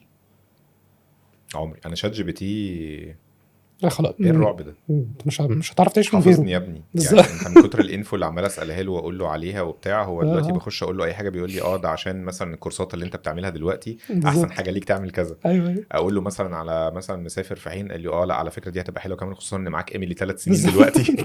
انا فضحت ايه يخرب ده. بيتك. انت عرفت منين؟ يخرب بيتك. فطبعا هو لا الميموري ما بتاعته ابديتد اول باول، واي حاجه بقولها له شاطر جدا. وهيطلع زيه كتير. بس انت ديبلي خايف يعني بجد. لا مش بجد. كلام. لا بجد خايف بصراحه. خايف. وبدات اللي هو شوف، طب ما نشوف بقى بيزنس تاني بقى. ايه بقى نعمل ايه؟ يعني نعمل ايه؟ بدات بقى اشوف مش عارف اضحك ولا بعدين بدات بقى اشوف الحاجات الهوايات اللي انا ولا. بقى بحب اعملها. طب ما يلا اعملها عشان نعملها، عشان مفيش حاجه تانية ممكن دي نعملها. فالموضوع داخل في سكه مش لذيذه. فمش لذيذه ولا مش لذيذه، بس مع نفسي مش متفائل بيه للمجال بتاعنا يعني خالص. طب انت كعمر مجدي لو فكرت تبعد عن حته الفوتوغرافي هتعمل ايه؟ هعمل ايه؟ فكرت في الحوار ده؟ فكرت في اي نوع بيزنس ممكن انت حابب تخش فيه؟ لحد دلوقتي مفيش حاجه في بالي، بس اي حاجه بره عن الميديا عامه. بس انا من احلام حياتي ان انا يبقى عندي مطعم بتاعي. كنت متوقع موضوع الاكل ده. او ابقى فود ريفيور. كان نفسي في حاجه من حاجتين دول. جربتش خالص حوار ان انت ريفيو تطلع اكل قدام فيديو او تطلع قدام كاميرا تعمل فيديو؟ لا خالص. بس انا دايما معروف في الشله اللي هو عمر احنا عايزين ناكل ده نروح ناكله فين، عايزين نشرب ده نشربه فين. طب ده عامه عالمي، ده لذيذ عامه. بس يعني تمام خليه على جنب عشان الاي اي لو طلع في اي وقت نبتدي نطلع في السكه دي. بس طب احكي لي عن معداتك حاليا، عشان دي حاجه برضو ناس كتير قوي بتسالها. خلينا نرجع بقى لارض الواقع، احنا لسه في زمن التصوير. قول لي معداتك وتطورها، يعني قول لي كنت ايه وبعد كده بقيت ايه، ودلوقتي حاليا كارنتلي اكتر حاجه انت بتحب تستخدمها. وهسالك برضو شويه حاجات في الاضاءه بما اني عمال العب في الاضاءه بقالي فتره. طيب اقول لك على حاجه. انا اشتريت اضاءه، يعني شوف انا بقالي قد ايه في تصوير. اشتريت اضاءه شهر واحد اللي فات. تتكلم بجد؟ كل اللي فات كنت بتأجر؟ كل اللي فات كنت بأجر. اوكي. اشتريت كاميرا من سنه. تتكلم بجد؟ والله العظيم كنت بتأجر برضو كاميرا؟ كنت بأجر الكاميرات الار كلها، كنت بأجرها. الكاميرا الوحيده اللي كانت معايا ال5 دي، واللي كانت في الاول دي اللي هي 650. كل ده كنت بأجر. ده صدمه عامه. دلوقتي بقى معايا ميديوم فورمات فوجي فيلم جي فاكس 100 ولا 50؟ 100 اس. اوكي. فدي اللي معايا شغال بيها لحد دلوقتي. ودي بتاعتك خلاص؟ دي بتاعتي، واللايتنج بتاعي، كل الحاجات دي بقت كان معايا لسه عمر شاش من فتره يعني، وكان غالبا نفس الكاميرا، وابتدى برضو يتجه لفوجي وبتاع. لا فوجي فظيعه. هي الفكره، عارف اللقطه في فوجي ان هم الشركه الوحيده اللي عامله ميديم فورمات ببادجت ينفع تدفع. بالظبط، ما ده اللي بتكلم فيه. يعني اللي بعد ده ارقام بجد تخوف، بالظبط، ارقام تخوف يعني، ارقام سواء كبيره قوي. بقى فيز 1 ولا هذا البليد ولا القصه دي كلها، لا يعني حوار تاني. بالظبط، وعاملين كاميرا برضو هي ميديم فورمات بس تحسها ميرورلس تحس برضو. بالظبط الناس اصلا بتفتكرها اللي هو ايه ده كاميرا، انت فين يا ابني التصوير؟ هات لنا كاميرا من الكبيره بقى تنفع الحاجات دي. لا صايعين موت، وما دخلوش الخناقه بتاعت الفول فريم، انت عارف كده؟ فعلا. انت عارف فوجي ما عندهاش ولا كاميرا فول لا ما فريم خدتش، ما يعني، ركزتش. ده على حسب معلوماتي، بس هم اوكي. شغالين كروب فريم. الاكس تي والقصه دي كلها اكس تي كلهم 50 والحاجات كروبس، دي. كلهم كروب فريم. اوكي. وعندك الفول فريم مش موجود عشان هم حسوا انه دي خناقه كبيره قوي بين بلاش 3 لازمه. شركات كبيره قوي وشاطرين فيها، فنخش بقى خش نلعب في ميديم الميديم فورمات. فورمات. اوكي. فبيفكروا الصراحه مفكرين صح قوي، عاملين نايس. كاميرات الفيلم سيميوليشن الخطيره دي. لا جامدين، وهم عامه المود حتى في الفوجي عندي عاملين الموضوع ده. لا بس انت اكيد فشيخ. بتصور رو برضه، فمش بصور فارق معاك رو قوي. كده كده متفرقش معايا، بس لو نازل بقى بنعمل حاجه ناتشرال قوي ممكن نعمل حاجه كده. اوكي. وعدساتك؟ عدساتي الجي اف 45. حلو. دي اف هي كام؟ اف 2.8. 2.8 اوكي. تقريبا 2.8. بس انا عمري ما بوصل ل 2.8، انا دايما 8 الاكتر. ايوه. وعندي ال 23. دي حلوه قوي. الفوجي دايما هي عكس الكاميرات. ال 45 دي هي ال 50 بتاعت اي عشان كاميرا. الميديم فورمات سنسور اكبر بالزبط. شويه، فالفوكال لينس مختلف. بالظبط، فهي دي زي ال 50 في ال 45 زي ال 50، وال 23 دي زي مثلا 35 مثلا. ما تحتاجش توصل اكتر من 50 85 او الحاجات دي. ال 85 حلو قوي، جربتها مع حد كان في الديبسو فيلد، حلو قوي تحفه، بس حاسس ان انا عمري ما محتاج ده، لان انا دايما اغلب شغلي بيبقى دايما بنكمبوز الصوره، فببقى بصور السليبرتي مثلا على كروما، وبصور امتي سليت، وابتدي في البوست اركب ده على ده، فما بحتاجش ده قوي يعني. أوكي. في شغلي يعني. ما بتحتاجش اقل من ال 23. كان عمر شاف بيقول لي ساعات اتزنقت وبتاع وجبت كاميرا ميرورلس امشي بيها حالي. انا كنت بعمل كده عامه يعني. انا لما جبت الفوجي في الاول كان معايا عدسه واحده 45، وما كانش في حد بيأجر عدسات فوجي. ايوه. فكنت باخد الايم سليت بكاميرا R5 بعدسه اوسع. صح. ايوه. كنت بعمل كده. الحركه دي ناس كتير بتعملها عشان بس في عدسه فوجي موجوده اوسع من 23. اوسع من 23. مش فاكر كان ارقامها كام، بس في عدسات اوسع من كده. بس انا لحد دلوقتي بالنسبه لي تمام يعني، مش محتاج اوسع من كده خالص يعني. عمري ما اتحطيت في الحته اللي هو لا انا محتاج سبيس اكتر، لا تمام يعني 23 لذيذ. اوكي. احكي لي على اللايتنج بقى. اللايتنج جودكس طبعا، ربنا يخليه لنا. 600 اي دي برو. كله اي دي 600 برو. عندي 5 هيدات يعني. طبعا في فوتوغرافرز كتير، ايه ده انت عندك 5 بس؟ 5 بس؟ انا كنت حاسس ان انا مستكترهم سيكا فعلا. لا في ناس تنزل ب 12 12 هيد. بيعمل جروبس بقى على التريجر، اصل هم بيقسمهم في حاجات بتبقى نفس الجروب وحاجات لا لوحدها، بس انا بالنسبه لي 5 تمام جدا. بس حاسس 12 ده ليه يعني؟ ماشي معلش ليه يعني؟ هي مدارس، في حد يقول لك حب انور كل حاجه صغيره لوحدها يعني، يخش يحط النور من غير ما ياخد كل حته صغيره يعني. انا مثلا عايز انور الحته دي، فاخش بالاضاءه اقرب انورها شويه وخلاص واخرج. في حد لا بيحب ياخدها كده، تحط الاضاءه ونورها وبتاع. انا مش من المدرسه دي بصراحه. انت بتاخد كذا لاير عادي براحتك؟ ممكن اخد كذا لاير وعلى حسب الباك جراوند عادي. وبعدين برضو الفوجي بتريح في الحاجات اللو لايت دي شويه، فلا انت تريتريف الماتيريال الخطير فيها. بالظبط. بس طبعا بتحتاج شويه داتا اللي هي از لايتنج يعني، بس مش داتا كتير، مش يعني بتحتاج مش لايت كتير، مش كتير بالظبط، بس بتفرق. بس انا حاسس ان انا عمري ما احتاجت اكتر من 5 يعني.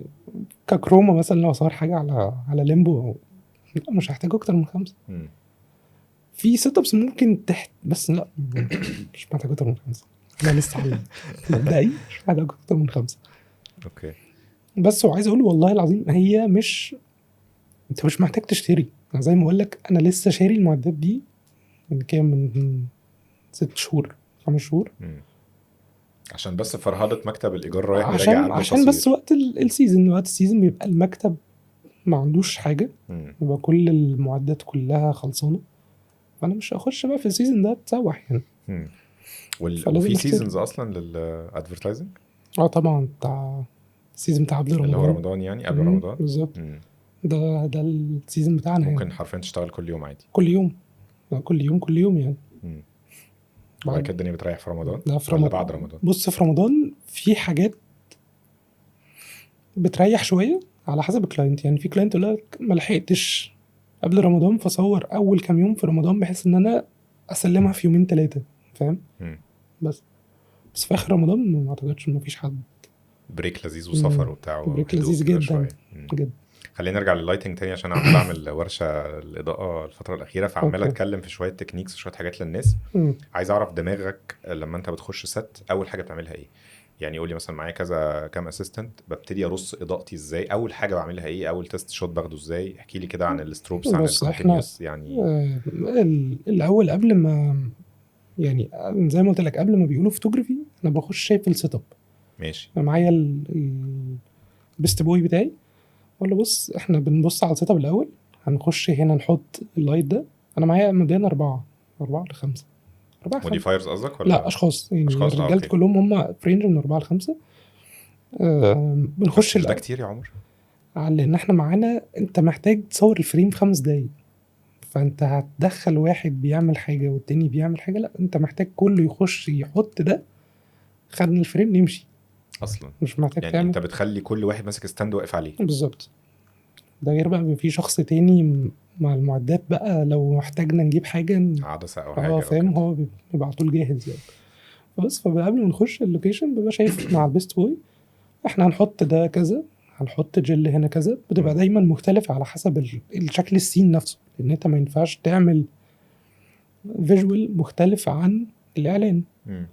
ما ينفعش الاعلان مثلا يبقى متنور بشكل ما معين وانت تقول سلام عليكم انا هنوره بالشكل ده، لا مم. ما انت ما ينفعش تبعد عن الفيديو يعني. بالظبط. الاعلان الفيديو. بالظبط، فانت بتماتش الكوبي نفسها. طب احكي لي الجو تو جو كده سيت اب بتاعك اللي هو ده اللي بيطلع حلو في كله. والله لا، عمري ما حسيت ان في حاجه بتطلع في كله بنفس الستايل ده مم. خالص. يعني انا ما عنديش حاجه ثابته. ممكن بس ليك اكيد فيفورت. يعني لو قدامك بني ادم ماشي. هترص الخمسه ازاي؟ 5 اضاءات مبدئيا هتحطهم ازاي؟ بتعتمد على الريم لايت، اهم حاجه بحبها بصراحه. ماشي. الريم لايت هي اكتر حاجه بترسم، هي والهير لايت نفسه. حلو، يعني دايما بتهتم ان انت اللي هو الكيك الريم اللي جاي من ورا ده يكون بالظبط. مظبوط. وعلى حسب انت هتركبه على ايه. يعني لو هتركبه مثلا في شكل سيت اب بالليل شويه فتبتدي تلعب بالريمات ان هي تبقى داخله سكه الزرق. البلوز بالظبط. لو هيقف هنا وفي مثلا وراه اباجوره، فالاباجوره دي المفروض راميه اصفر عليه شويه. بالظبط. بس نايس. فهي الحاجات دي وبتدي ريم من ناحيتين.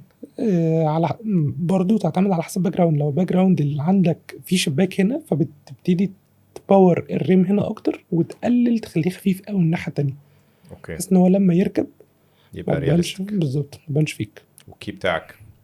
الكي بتاعي الاوكتا الجميله بتاعتنا. بس بعمل حاجه لذيذه جدا، بحط مش عارف لذيذه ولا مش لذيذه، مش عارف لذيذه بحط عليها الجل سي تي بي.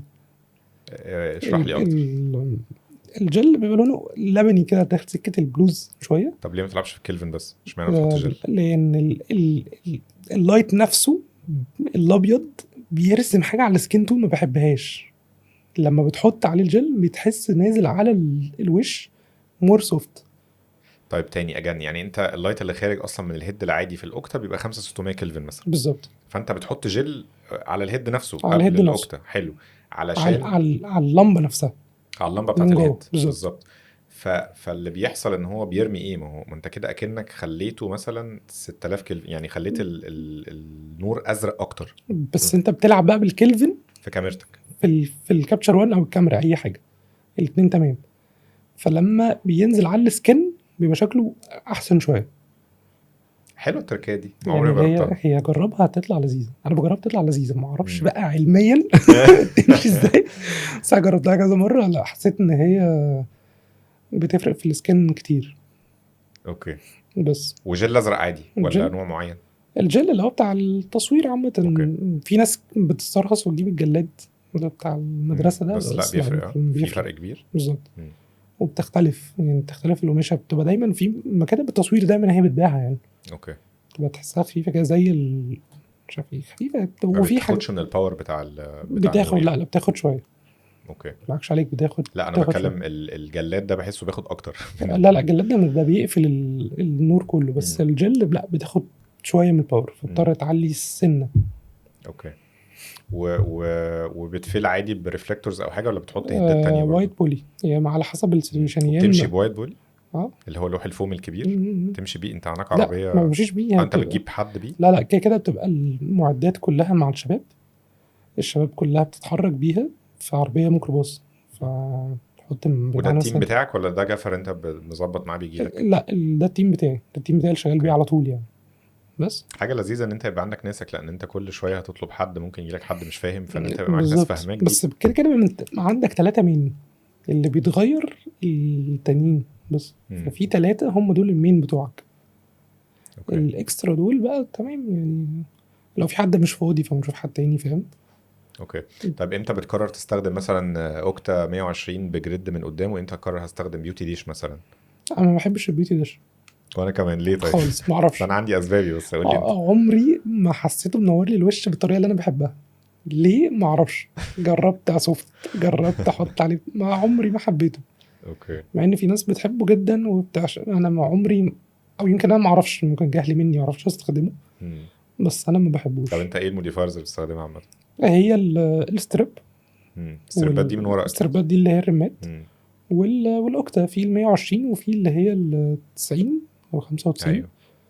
وبس، والبوليهات، البوليهات اكتر حاجه بحبها، بترفلكت على الوش جميله، بتدي سوفتنس رهيب. رهيب. تهيألي احلى من احلى ريفلكتور موجود يعني. الرفلكتور بيديك تحس ان انت منور قوي، بس البولي لا، مم. يعني البولي لا. انا يعني عمري ما جربت اصور بيه، عشان بس لازم اجيب جفر، ما هشتري بولي واجيب تيم يعني، اوكي، بحس ان الموضوع بس عادي بتتأجر الحاجات دي. بتتأجر، ما بتتأجرش لوحدها لا ما يعني. بتتأجرش لوحدها طبعا، بتتأجر بتطلع مع بحد يعني بالظبط. بالاكسسوار بالقصه بتاعته بس كلها تمام يعني. يعني، انت لو حطيتها في اي حته ممكن في الاستوديو هنا. لا لذيذ، تفرق معاك جدا، هجرب الحوار ده. تفرق معاك جدا. طب احكي لي عن الخناقه بتاعت الستروبس والكونتينيوس. انا بشتغل بستروبس بصراحه. جربت انا كونتينيوس قبل كده؟ لا، بس دايما بعتمد في حته مثلا في التصوير، لو في مثلا الدي او بي مثلا سايب لمبه، اللمبه مثلا. دي منوره الشباك قوي، فانا مستحيل اعرف اعوض بالستروبس اللمبه دي، فلا بتبقى نيجوشيشن كده بيني وبين مدير التصوير، واقول له سيب بس اللمبه هتسيبها دي، لي؟ سيب بس اللمبه دي، هناخد كلين سليت وخلاص. اوكي. بس بس انت ستروبس اول ذا واي، خلاص مش كل هنقعد حاجه، نفرهد. لا لا لا طب لا. طريقه تنويرك بتنور هيد هيد، ولا بتخش وانت عارف هتعمل ايه لا وخلاص؟ بلعب لو الكروما، لو صور حاجه على كروما، لا ببتدي الاول اتست ونور هيد هيد، وابتدي الاول من الرمات. بتبتدي من ورا لقدام يعني. بالظبط. مم. لو بنصور حاجه اون ست، فلا ببقى داخل مش بتست، مش وقت تست خالص، داخل بعارف احط ايه فيه بس في لحظه توتر كده عمر بتحصل وحشه لما وحشه، تدي اول تيست تلاقي فيه سواد. كارثه كده، في حوار ويجي غلط. كلاينت يقول ايه ده، لا مش دي الصوره يا حبيبي، ما انا لسه لسه والله العظيم. مره بتبقى عملتها في توتر موت. تصوير، فدوست تيست بالغلط، والله العظيم مش قصدي حاجه، انت قالت لي لا، كلاينت قالت لي لا مش هينفع، لا مش الصوره دي مش عاجباني، قلت لها ما انا لسه والله العظيم لسه هنحط نور ولسه هنعمل، فواحده واحده بس. لا التوتر بيبقى مرعب في الحاجات دي. بس والله مع الوقت خلاص يعني. خدت ثقه خلاص بعد لا كذا لا بروجكت انه خلاص، لا تمام، انا عارف انا لان هعمل ايه. انت عارف هتعمل ايه، وعارف هتخش تحط ايه، وعارف الكلاينت هيقول لك ايه مع اول تيست، فانت بقى داخل عارف بقى، مش في وقت للتوتر يعني. عايز حاجتين. اول حاجه عايز اعرف منك السليبرتيز اللي انت بتتعامل معاهم، انت كنت بتشوفهم في التلفزيون عادي زينا، بالظبط. فجاه بقى قدامك، حسيت التعامل معاهم صعب او؟ والله لا يعني، في ناس محترمة جدا، يعني عمري ما شفت مثلا حد فيهم بيتجاوز، لا انا مش عاجبني الستايل، مش عاجبني البتاع، لحد دلوقتي ما شفتش. او استقل بيك؟ هما كده كده برضه، خد بالك هو بيبقى داخل، هو داخل مش طايق نفسه، فبس لا عمري ما حسيت ان حد مستقل بيا يعني خالص، لا. بس دي بتعتمد برضه على حسب البرودكشن هاوس وهندلتها للموضوع. السليبرتي. بالظبط. بس مين اكتر حد حسيت انه لا ده لذيذ موت ويلا وعايز تطلع منه اكتر؟ احمد سعد. احمد سعد من اشطر الناس. انت بتفتح الكاميرا بس وهو خلاص، ما بتحتاجش تقول له اقف كذا، انت بعمل كذا، هو بيغير لوحده والدنيا هو تمام. بيتشقلب لوحده لدرجه ان هو كان بيطلع بره النور اقول له والنبي اقف هنا ما تتحركش. هو بجد عنده شطاره مش طبيعيه، مش طبيعي، مش طبيعي يعني. دي غير طبعا الافيهات اللي بيرميها في النص. بس بصراحه لا من اشطر الناس اللي اشتغلت معاهم. جامد موت. اشتغلت معاه مرتين، فدايما ببقى نازل تصوير مش شايل هم حاجه خالص. مش شايل هم بقى ان هو هيتعامل ازاي، هل هيبقى مكشر، مش عارف اتخيل هو هيبوز ازاي. لا، هو نازل عارف هيبوز ازاي وهيقف ازاي، طلع كل الرياكشنز حلوه. ده احنا بنتعب في السليكشن من كتر ما هو بيطلع بوزز بجد حلو. ايوه هو بحس شاطر برضو ازمه السلكشن دي. لا صعبه جدا. لذيذ. بس دايما ازمه السليكشن دي بيبقى مثلا دايما بقول للايجنسي مثلا او برودكشن، انتوا دلوقتي اخترتوا حاجه، خدوا ابروف من السليبرتي نفسه ان البوزز دي تمام. عشان بيجي ان هو بعد ما نشتغلنا على الصور يقول لك لا، مين اختار الحاجات دي مش عاجباني، وبعد الريتاتشنج وبعد كل حاجه. بالظبط. بعد انت خلاص عملت ريتاتش وركبته وعملت كل حاجه، طب لا، مين اختار البوز ده؟ فبتبتدي حصلت قبل كده؟ حصلت قبل كده. وفي حد ما دخل كلمني ومراته دخلت كلمتني. حد ما ده اللي هو السليبرتي كلمك شخصيا؟ جاب رقمك منين؟ لا من انستجرام، لان انا نزلت بروجكت. شيل الصوره، انا شكلي وحش فيها، ليه سلمتها كده؟ وعملت ايه؟ شلتها. طب والايجنسي فين والبرودكشن هاوس؟ وانت ازاي نزلت صوره اصلا ما نزلتش في الكامبين؟ لا نزلت في الكامبين طب اوريدي. هو يعني هو هي جالك نزلت انت ليه؟ بص، هي كانت نزلت في، هي كانت صوره فيها 12 شخص، السليبرتي كان في النص وكان جنبه 12 شخص. انا نزلت البروجكت، لما جيت انزله نزلت الشخص لوحده ما بقاش وسط ال 12، وصوره تانية وسط ال 12. فالصوره اللي لوحده دي ما حبش انه يظهر بيها.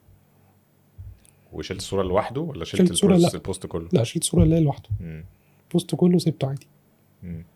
كانت غريبه دي، غريبه شويه. اتضايقت شويه او حاجه ولا عادي؟ اتضايقت لان دي كانت في الاول، حسيت اللي هو ايه ده، هو انا مش عارف اصور ومش عارف انور. وبصراحه النور كان وحش، يعني انا كنت منور وحش. يعني ايه منور وحش؟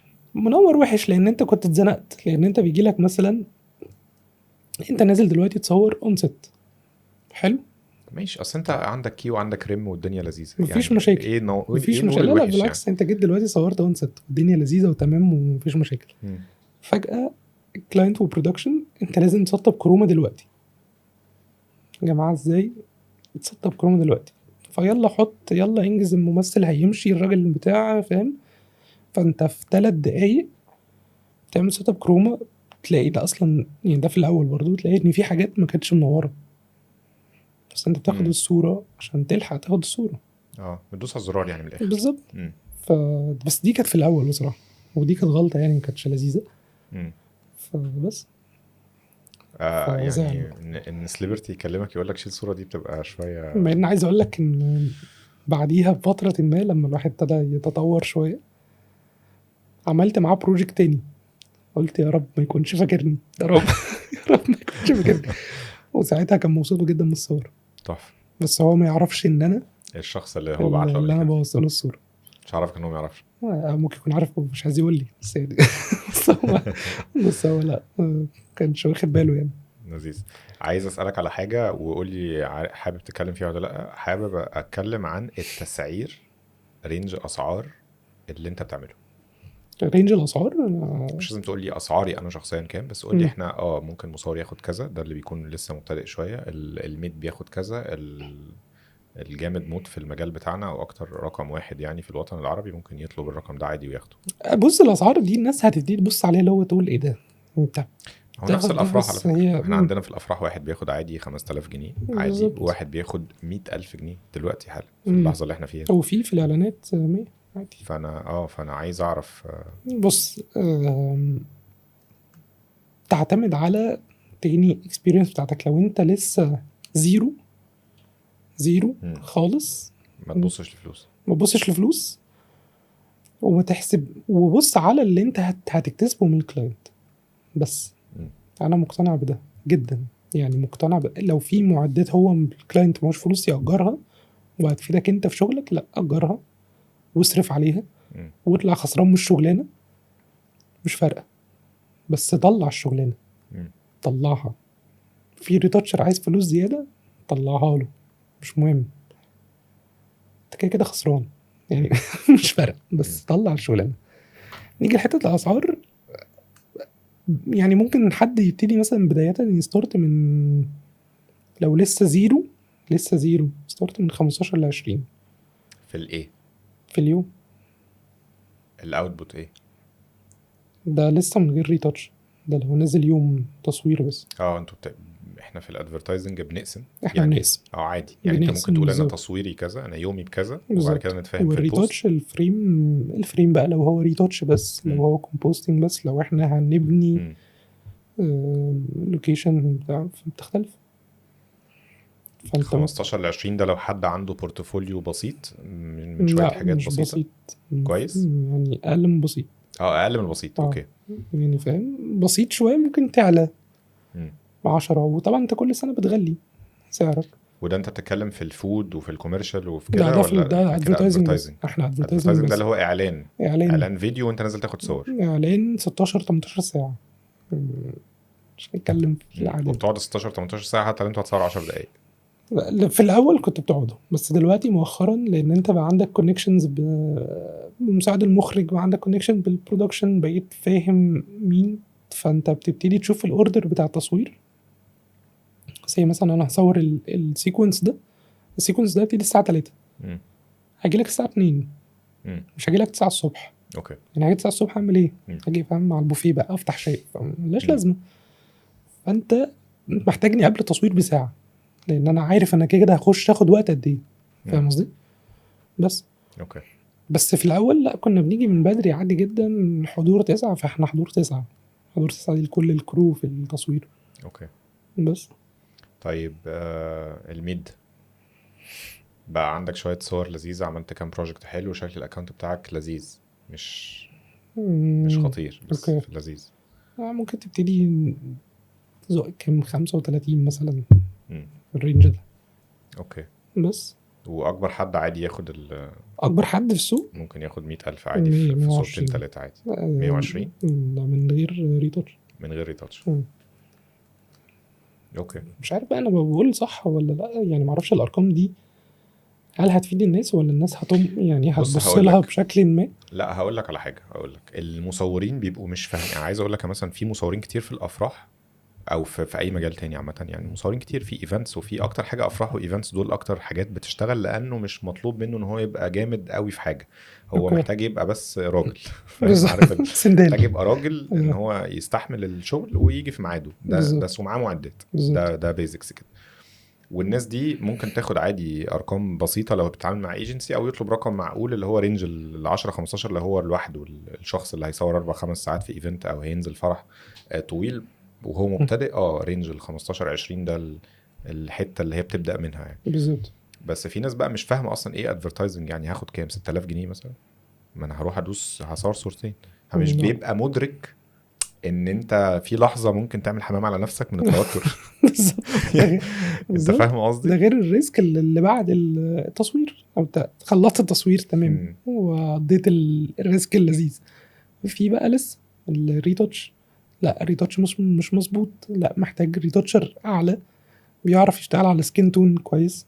بس والريتاتشرز دي برضو انا لسه عارف ان هم مدارس، مدارس طبعا. وكل واحد ممكن يبقى شاطر في حته بس. بالظبط. يعني في واحد بتاع وشوش وسكينز بس، في واحد تاني بتاع جولري بس، في واحد بالظبط. بتاع اكل، تختلف. واحد بيكمبوزيت. مش كله شاطر في عامة بقى، بالذات الاكل من اصعب التصوير في العالم. التصوير والله العظيم مش سهل يا جماعه خالص، الاكل مش سهل، إيه مش ده سهل ليه خالص طيب بتقول كده؟ خالص. ان انت محتاج تنور حاجات تظهر الطبق، فانت محتاج الحاجات دي مش سهله. مش هو الهيد اللي عكس لا يا الكاميرا باشا سامع بالريفلكتور؟ لا خالص خالص خالص. تعتمد برضو على ان انت بقى الطبق كيرف شويه، فالطبق واطي، فالحاجه محتاجه تعلى، فالفول ستايل فاهم. لا سيبك من الفود ستايلست، انا بتكلم كتكنيكس تصوير. انا مش سهل. حاسس انه لا لا والله يمكن ده مش عشان ما سهل. صورتش فود غير مره في حياتي، فانت صورت ممكن اكتر يبقى فيبقى الاسهل، عندك ممكن يبقى الاسهل سيت اب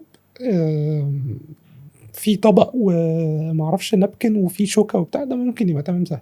مم. بس لو انت بتصور فود زي مثلا ساندوتش على وايت ليمبو، لا ولا مش سهل، مش سهل خالص يعني، مم. مش سهل. انا خيشت مره في شغلانه ساندوتش احكي كده، لي. ما كانش جاي لي بريف ان انا هصور الساندوتش ده اون ست، ما آه. اعرف، ما كنتش اعرف. انا كان جاي لي بريف ان ناس قاعده ماسكين الساندوتش في سيت اب تمام،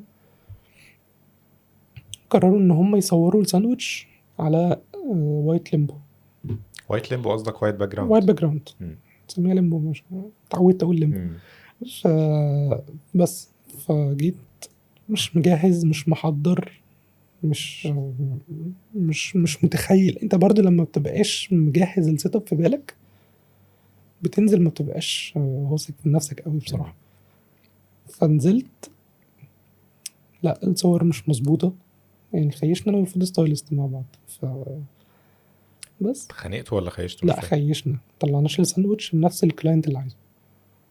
وانت تفتكر انه دي كانت غلطة، بلاش غلطة، بس يعني كانت تطلع احسن منك ولا منها او منه؟ لا مننا احنا الاثنين بصراحه، مم. لان احنا مش مجهزين، احنا مش عارفين هنحط ايه الاول، طب ده شكله ظاهر ولا لا، مم. الحاجات دي شكلها واضحه ولا لا. فقعدت الف بقى وريتاتشرز فود واركز ونصرف على الموضوع، مش مهم هم الكلاينت يبقى مرضي، بس اترفض في الاخر. يا مم. مم. طب ولما جيت حللت الصورة في الاخر عشان تطلع احسن وجالك نفس الشغلانة النهاردة، هتعمل ايه مختلف؟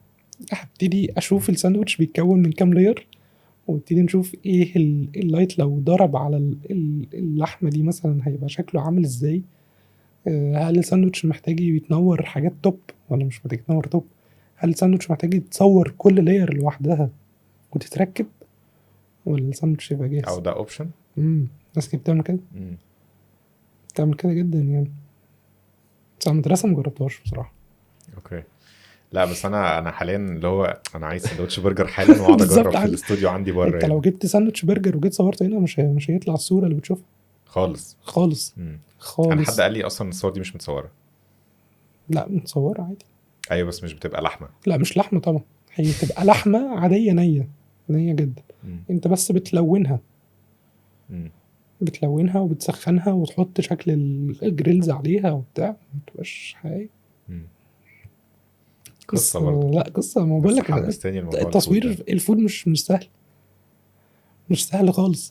مم. وبعدين لما بتخش تقلب ادفرتايزنج ويجي لك بروجكت فود، لا مش عارف اصور الطبق الصغير ده، يديني سيت اب كبير لا اديني سيت اب كبير تمام. انا نسيت الحاجات دي خلاص. بالظبط، فانا صور بس طبق. انا بحس التشالنج الاكبر الصراحه في حته اللي انت بتعمله دلوقتي، الربه بتاعت انه اللايتس 5 6 والبوليهات والناس كلها باصه انت بتعمل ايه، بالظبط، توتر رهيب. بتبقى في لحظه كده معينه لو فلت، لو انت معرفتش تكنترول عقلك هتصوره خلاص. بالظبط.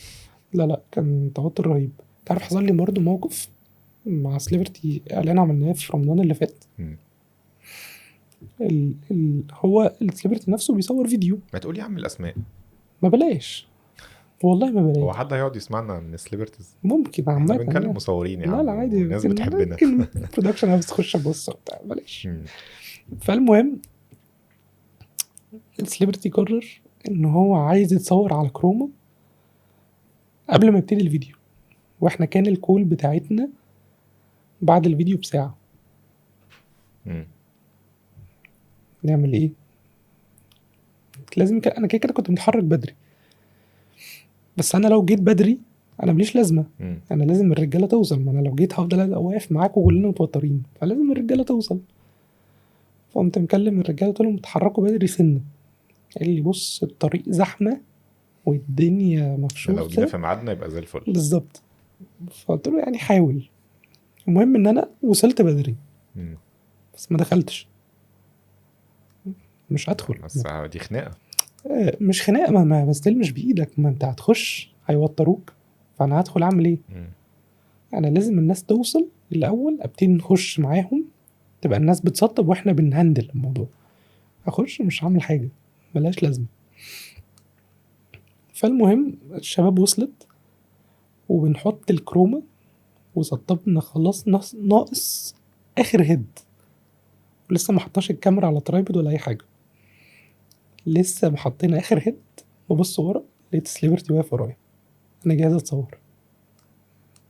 عايز اقول له انت لسه مش جاهز يعني، بس قلت له اه طبعا تمام.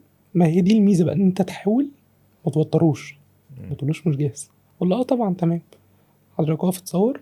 طب على ما يقف ويدي البوز تكون الكاميرا اتسطبت. مم. بس كان ريسك، رعب. ريسك موت. لا انا ما بحبش اتحط في الحاجات دي. انت ريسك. عارف، على قد توتر الفرح يعني، دي عشان اكتر حاجه انا بصورها، على قد ما انا عارف اتعامل. اوكي بني ادمين، دنيا لذيذه، عارف اخري فين، عارف بالظبط. اقصى حاجه وحشه في الدنيا فين. مم. هصوركم برضه، هطلع لكم صور حلوه. بس انت عندك السليبرتي بيبقى شايل هم اليوم ده وبيبقى عايز يخلص، فانت بتخش بقى في اللوب بتاعت التوتر. برودكشن ضغط عليك، الايجنسي بتزن عليك، وهو عايز ينجز برضه، فهو ستيل هو بيبقى عنده حاجات تانية، ايوه. فبيبقى عايز ينجز. انت عارف انا اول مره صورت فود في حياتي، غلطت طبعا اكبر غلطه ممكن حد يغلطها. مم. حاجتين الصراحه. اول حاجه في الهندله نفسها، ان انا كنت فاهم انه عادي نروح هات المنيو كلها 36 طبق عادي بالظبط. انا عادي. فاهم قصدي. وكان معايا فود ستايلست وبتاع. لما كلمت بقى الفود ستايلست فقالت لي فادي، هو احنا بنصور 12 طبق بس في اليوم. بالظبط. قلت لها يعني ايه؟ ده في احلام هناك. ده انا عامل من البحر طحينه آه. وبتاع. دي اول شغلانه انا عايز اجرب بس. وكنت واخد رقم اهبل، مش فاكر 6000 جنيه مثلا او حاجه كده يعني. ده وكنت كتير عامة، مدي انا كنت واخد كنت رقم. مدي لا كنت محاسب الفود اه ستايلست اوكي. منهم غالبا. اوف. وهي كانت كيوت خالص، وخدت بادجت غالبا كنا 50 او حاجه، انا مش فاكر يعني. مم. انا مش فارق، ما كنتش فارق لي اصلا اي فلوس، غير ان انا عايز اخد الشغلانه واعرف الاكل ده ايه نظامه. بالظبط. فطبعا اول صدمه 12 طبق في اليوم او 12 صوره في اليوم. مين 12 صوره مين ده؟ مم. قالت لي دي اقصى حاجه نعرف نعملها. وفهمت ليه لما رحت. دي كانت اول تعامل مع فود ستايلست، وبقى ماسكه الملقاط وفاهم. مم. ما كنتش فاهم يعني، كنت فاهم انه هي هتحط الحاجه يلا صور اللي بعده الدنيا. بالظبط. فالموضوع طلع بياخد وقت. ده رقم واحد. رقم اتنين بقى الاضاءه. يا نهار ابيض. صعبة. رحت يا صعبة. باشا، عملت ايه؟ خدت معايا هدين، مم. حطيت على الاتنين اوكتا 120 اوف. وضربتهم من الجناب. اوكي. احلى صوره فلات لايت في الدنيا. وانا نفسي اطلع الصوره انا اشوفها. مم. وانا وقتها كانت المايند سيت ان السوفت لايت ده احلى حاجه. مش بالظبط. طالع سوفت لايت حط اوكتا كبير وقرب والدنيا. ما كنتش افهم ان الاكل لازم يبقى فيه حته كيك هرش كده تبين تجوعك يعني، بالظبط. فاهم. بس فرحت. مؤخرا بقيت يعني ما بقتش احبها في التصوير قوي، الكيك الهرش. ما انا بقى بطلت منه، انا ما صورتش فود مم. تاني غالبا. بس بقول لك المره دي الصوره طالعه كلها منوره حلو، بس ما بالظبط. فيهاش مش جعان. انت مش جعان يعني، انت شايف حاجه حلوه قوي قدامك بس مش عارف الحته دي. اوكي. مش عارف اعملها. فبعديها بدات بقى افهم فكره انه لا عادي ان انت تبقى تحط هيد من غير موديفاير خالص. كنت انت عارف تضربه من ان ورا انا شويه. لما كنت بصور اكل في مطعم معين كنت ما احبش اروح اكل فيه تاني، لان احنا شفنا الاكل ني. بجد؟ لا كنت بقرف ان انا اكل الاكل. مم. حتى في يوم بره تصوير اوكي.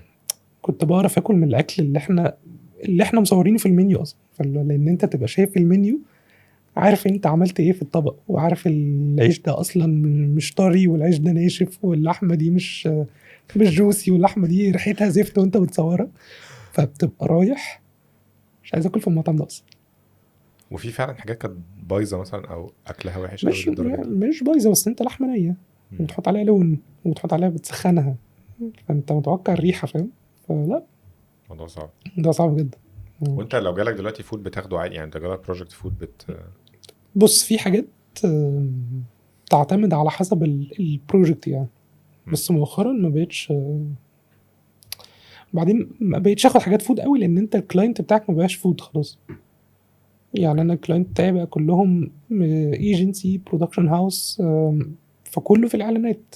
ما فيش حد مركز معاك اساس ان انت فود، غير اللي عارفك من بدري. يعني عارفك من بدري، عارف ان انت شاطر في حته الفود دي بس. طب انت حاسس ان لسه في خناقه يا عمر في حته الادفرتايزنج في مصر؟ يعني لسه في كومبيتيشن عنيفه ولا الماركت واسع؟ خناقه زي يعني مثلا لو قلنا زي ان يعني مثلا في كام فوتوغرافر الايجنسيز بتلف حواليهم، هل انتوا كتير؟ هل الكومبيتيشن كبيره؟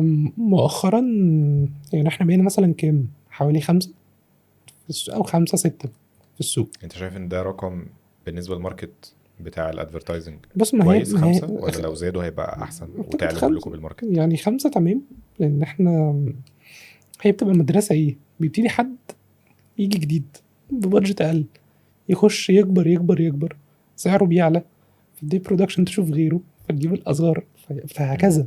لان احنا، لان طبعا احنا قبلينا كانوا في ناس كتير وبعدينا في ناس كتير، فاهم. وانا ما بصنفش نفسي ان هو ان احنا بعدينا يعني لا، انا لسه يعتبر لسه مش يعتبر بالنسبه لي يعني لسه صغير في الموضوع، فاهم. فما حسيتش ان بس لسه الماركت واسع، لسه لسه في شغل ماركت واسع، كتير، لسه ولسه في ممكن تشتغلوا كتير جدا عادي، عادي جدا. والسوق محتاج. بس طبعا في ناس بتخيش شويه في حاجات، فلا، فبتتقلش من الماركت اصلا. فبتتقلش شويه. ما هي مشكله الشغلانه دي، لو خيشت في واحده بيقولوا لبعض. لبعض.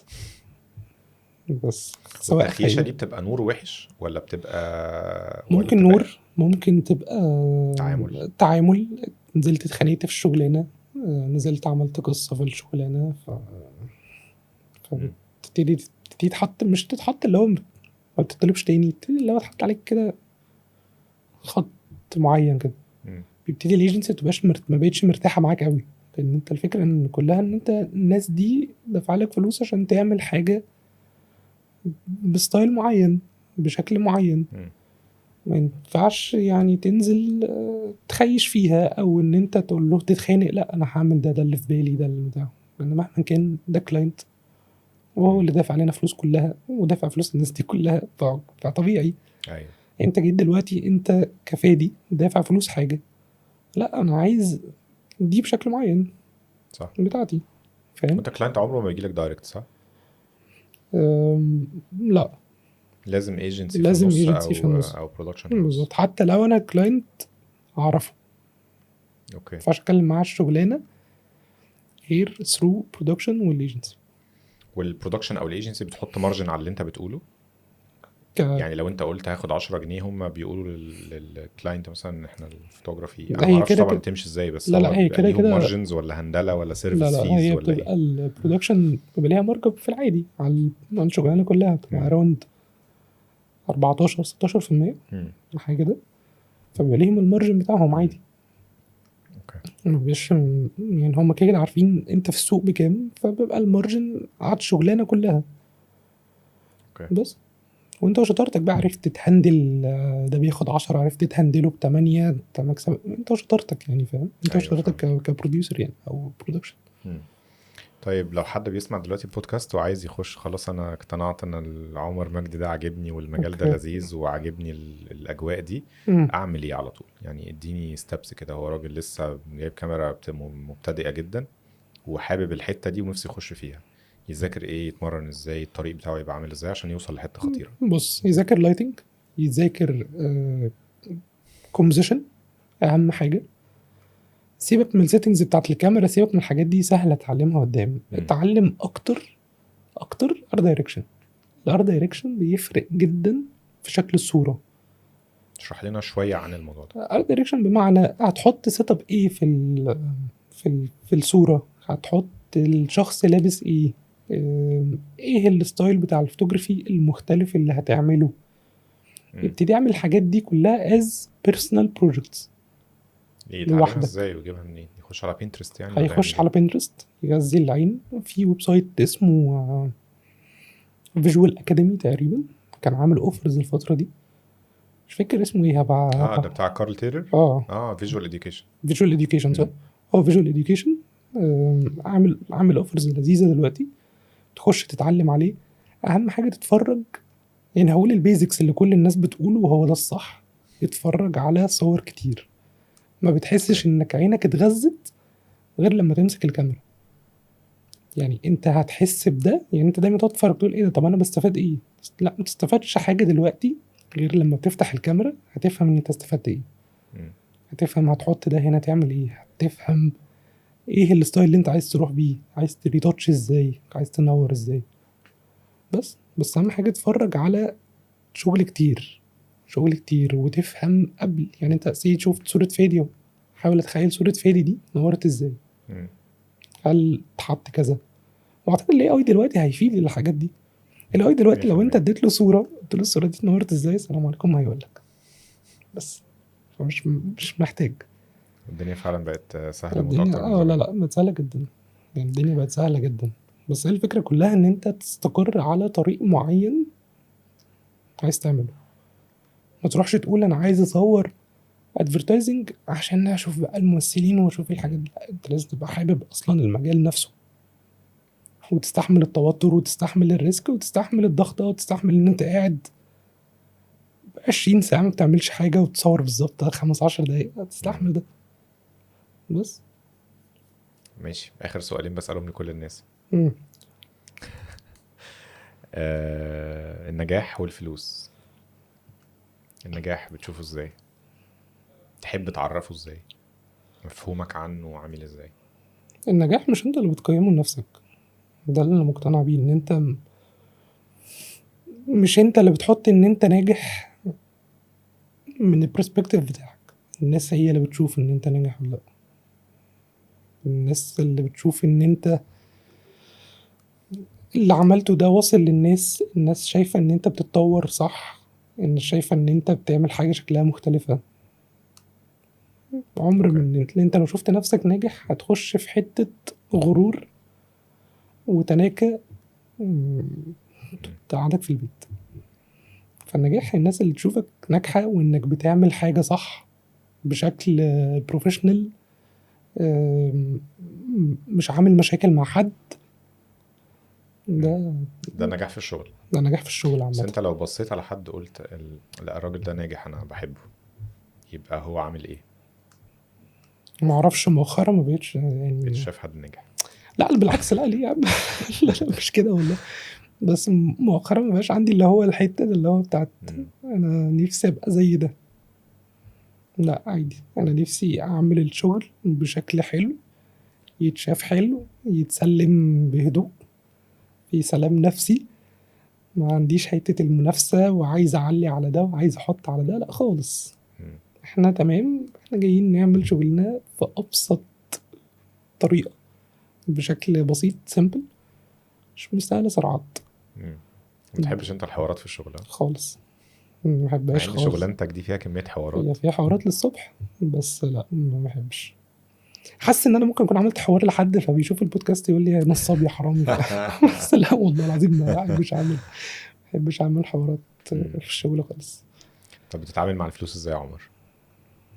كأي شغلانتنا كمصورين او كناس في الميديا عامة، سواء شغالين في ايجنسي، بلاش شغالين في ايجنسي، او سواء فريلانسرز او عندنا بزنس، مش دايما ثابته، مش دايما يعني في شهور وشهور. فانت عايز اعرف انت بتتعامل مع الفلوس اللي داخله ازاي؟ بتستثمرها مثلا، بتحوشها، بتعمل لقدام اكتر، لا بتصرف على الشغل اكتر؟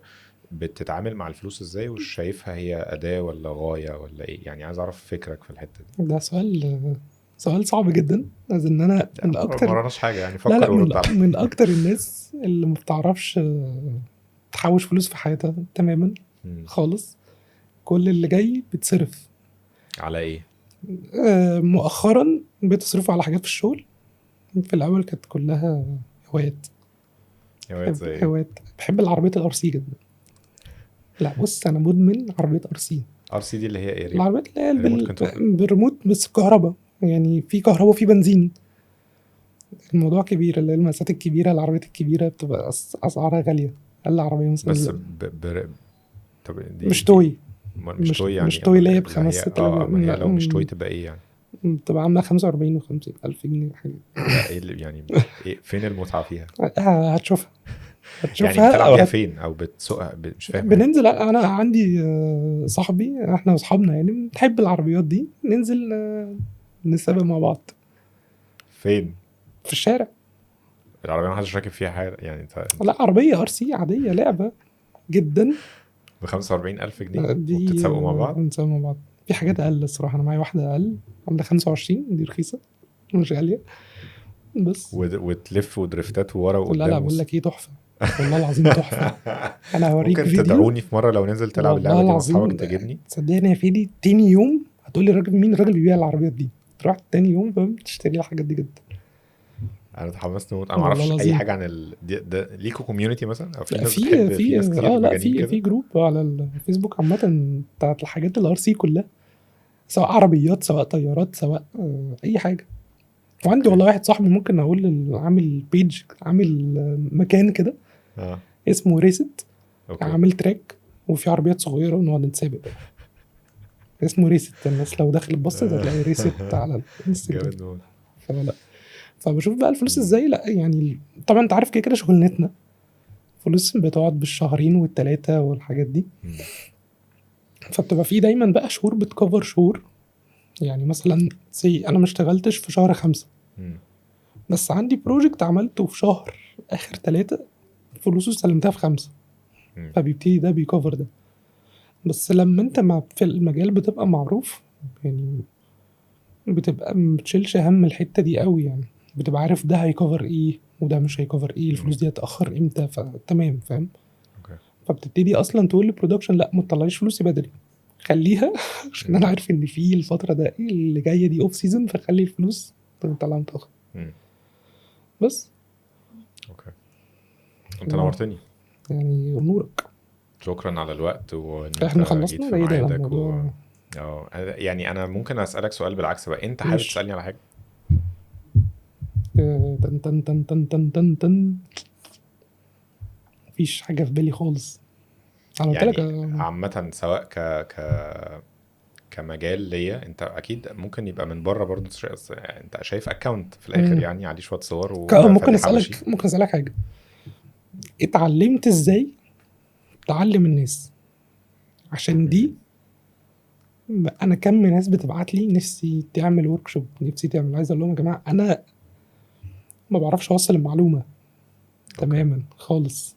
فان انت تطلع تعلم الناس دي مش سهله طيب عارف ان دي مهاره تكتسب، مش بنتولد بيها. فعلا. مم. ازاي بقى؟ يعني دي حاجه انت بتتعلمها زي التصوير، اوكي ان انت تبقى عارف تتكلم ازاي وترتب افكارك وتوصل او تبسط معلومه لشخص.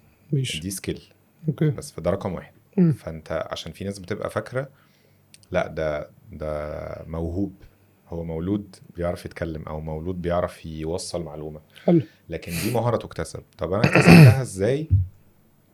في خلال بقى حياتي اتعرضت لكام موقف خلاني ابقى بعمل برزنتيشن بشكل معين، فاعرف اقف اتكلم قدام ناس من غير ما ابقى خايف او متوتر. اوكي. فحصلت بقى في NGOs وفي حاجات بنحضرها وكامبس بنطلع نقول شوية حاجات وتركات، امم. فاتحطيت في الموقف دي بدري، فخيشت بدري، فتعلمت بدري، فبقيت دلوقتي خلاص ما عنديش رهبة انه اقف قدام 1000 واحد على مسرح وامسك مايك واشرح حاجة. تمام. دي اوكي. ممكن تبقى رعب، يعني دي ممكن دي تبقى فيها صعبه. عرق بالظبط. ومش عارف دي تتحكم موتره في اكتر من نفسك. الادفرتايزنج عامه. يس. امم. فدي انا يمكن كسرتها بدري شويه. حته بقى ان انا ابسط المعلومه دي في الكليه الصراحه، يعني في الكليه انا كنت الشخص اللي بيعمل ملخصات اوف. والوان وورق، والخص ماده في 3 4 ورقات وش وظهر بخط صغير، واعمل هايلايتس على الحاجات المهمه. ويمكن عندي ورق من ده لحد النهارده في كل المواد. انا كنت في هندسه يعني، فكنت ببسط الدنيا جدا عشان اعرف اذاكرها. امم. فاللي لاحظ ده اصحابي، ايه ده بقول لك ايه معكش برشام النهارده، احنا اوف. عندنا ماده صعبه، بقول لك ايه ما تجيب برشامك. يا نهار فبقيت ابيض. فاهم فادي برشام بقيت فادي برشام في الكليه. فكنت شاطر قوي في الحته دي، انا بحاول يعني معلومه صعبه قوي قوي ونحاول واحده واحده، هي صعبه ليه، هي امم. كذا وكذا، ودي البيزكس بتاعتها، وده القانون، احنا مش عارفين ان 1+1 بيساوي 2. اوكي. طب خلاص، ما هو لو 2 و2 هيبقى 4. فاهم قصدي؟ ماشي. هي يعني انا بحاول ارجع للروتس اللي تفهمك ببساطه. بس انت شكلك كنت دحيح خالص. فعلا. جبت كام ثانويه عامه؟ 94 وشويه. ما أنا لا دخلت هندسه، من داخل لا هندسه حكومه يعني، بس مش دحيح. انا بحس ان انا ببقى عارف اعمل ملخصات، فبعرف 94 اذاكر مش بذكاء. دحيح.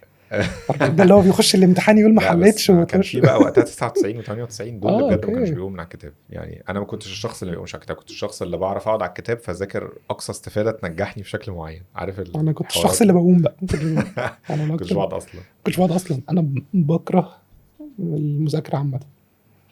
ف... فبس ماليش. بس اشجعك قوي تعمل حاجه، بص انا اعمل ورك شوب، ما هي اعمل توك، اعمل حاجه. ما هي الفكره كلها ان انا عشان اعلم حد لازم ابقى ملم بالمعلومه يعني اكتر من 100%. دي اكبر اشتغاله في الدنيا فعلا احس اصلا لحد ما انا كنت بقول كده، لحد من 2-3 لحد ما خبطني فيديو لكرييتور انا بحبه قوي بره مصر، عامل اكاديمي فيلم ميكنج، فبيتكلم عن موضوع التدريس ده. فبيقول لك مثلا لو انت عمر مجدي ادفرتايزنج فوتوغرافر، من 0 ل10، 0 ده لا يفقه شيء عن التصوير والادفرتايزنج، و10 ده عم المجال، اوكي انت كام؟ مسألك عادي. طب كام؟ قايم نفسك يعني، ادي لنفسك رقم من 0 ل10. انت شايف نفسك مش الناس شايفاك. يمكن 6-7 مثلا. حلو. انت عارف ان اللي عايزين يتعلموا او 99% من اللي عايزين يتعلموا هو 1 و2 و3، فانت اصلا اكبر منهم. انت عارف 7 و8 و9 اللي هم فوقيك ما عندهمش وقت يعلموا اصلا، هم اكسبرتس موت ومش فارق معاهم الدنيا وبياخدوا فلوس خطيره، فمش عايزين اصلا يعلموا. اوكي. فاللي هيفكر يعمل اصلا حاجه هو لازم يبقى 4 أو 5 أو 6، عشان اللي عايز يتعلم هو 1 و2 و3. اوكي.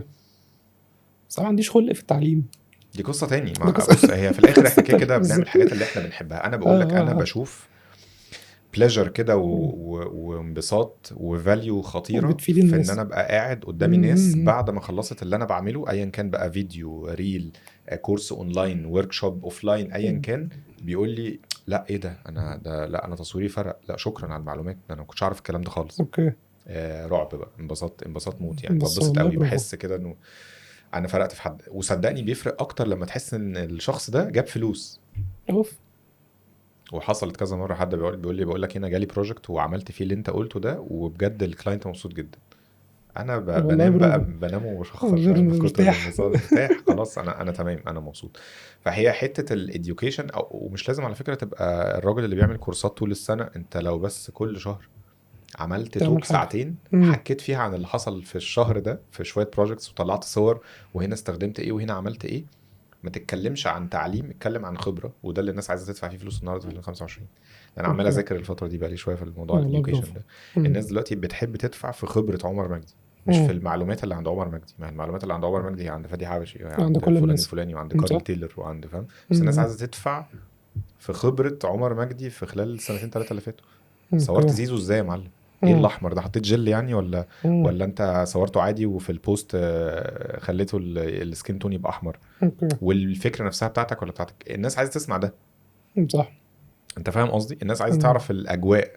زيزو كان عامل ازاي؟ كان متوتر ولا كان مبسوط؟ هو راح يعني، فاهم؟ الناس عايزه تسمع قصص اكتر، صح. مش عايزه تسمع تكنيكالز قوي. فاشجعك تعمل توك ببلاش، مش وقول يا جماعه انا هاخد اول 20 واحد هيبعت لي، ومكانك هنا. لو يلا. يعني انا ما اعرفش انت عندك استوديو ولا لا، بس لو لا، حابب، ما عنديش بصراحه. لو حابب تيجي تقعد ونقول يا جماعه عمر مجدي عامل حاجه، الناس بجد هتبقى عايزه تيجي تشوف الاكونت اللي عليه صور خطيره دي، هو عملها ازاي ودماغه عامله ازاي. مش انت عارف ان انا عمري ما سمعت صوتك، انت متخيل؟ فعلا يعني انت حتى عمرك ما في ستوري اتكلمت. لا خالص. انت ميوزك، فاهم؟ يعني بيهايند ذا سين وشويه ميوزك اخرك يعني. ده البيهايند، ده اللي هو ده انا كده ببين حياتي الشخصيه بالظبط. لا صعب، الموضوع بالنسبه لي صعب جدا. فهي جداً. سكيل زي التصوير. لو انت حطيتها في دماغك هتجيبها يعني، وهتحس بمتعه لذيذه. اوكي. حتى لو مش هاخد فلوس. ماشي، يلا تعالى نجرب. ماشي نكلم في الحوار ده ونشوف نظبطه ازاي. وانت تعالى جرب معانا العربيات. انا متحمس موت والله العظيم. انا بحب اشوف كوميونيتيز جديده، لان في مجانين كتير في مجالات غريبه كده. فانا اول ما اشوف مجانين عربيات سباق. والله العظيم احنا جدا. طب بليز قول لي لو قريب. مش انت تجمع ولا فين؟ انا تجمع. ماشي. الجزء التاني من مش قوي يعني، نص ساعه من هنا يعني، مش حوار. تجمع مدينتي، الحاجات دي كلها تمام. طب حلو، لو نازلين في بالليل كده في ساعه رايقه قول لي اجي اتفرج عليك واشوف بس الاجواء. ابعت لك كده برضه شويه فيديوز كمان تبص عليها. لا ادمن بس. شكرا يا عمر، وشكرا لوقتك ومجيتك يعني ومعلوماتك اللي انت دلقت عليها بينا. يعني يا رب اكون بس عملت حاجه، لان حاسس ان انا ما اعرفش اوصل كل حاجه خالص، ما اعرفش اشرح حاجه. انا مبسوط ان هي كانت قعده دردشه. انا حاسس ان احنا ما كناش بنصور، يعني القعده كانت رايحه جايه يعني، في اللذيذ يعني. تسلم لي، فشكرا ليك. تسلم لي والله، شكرا.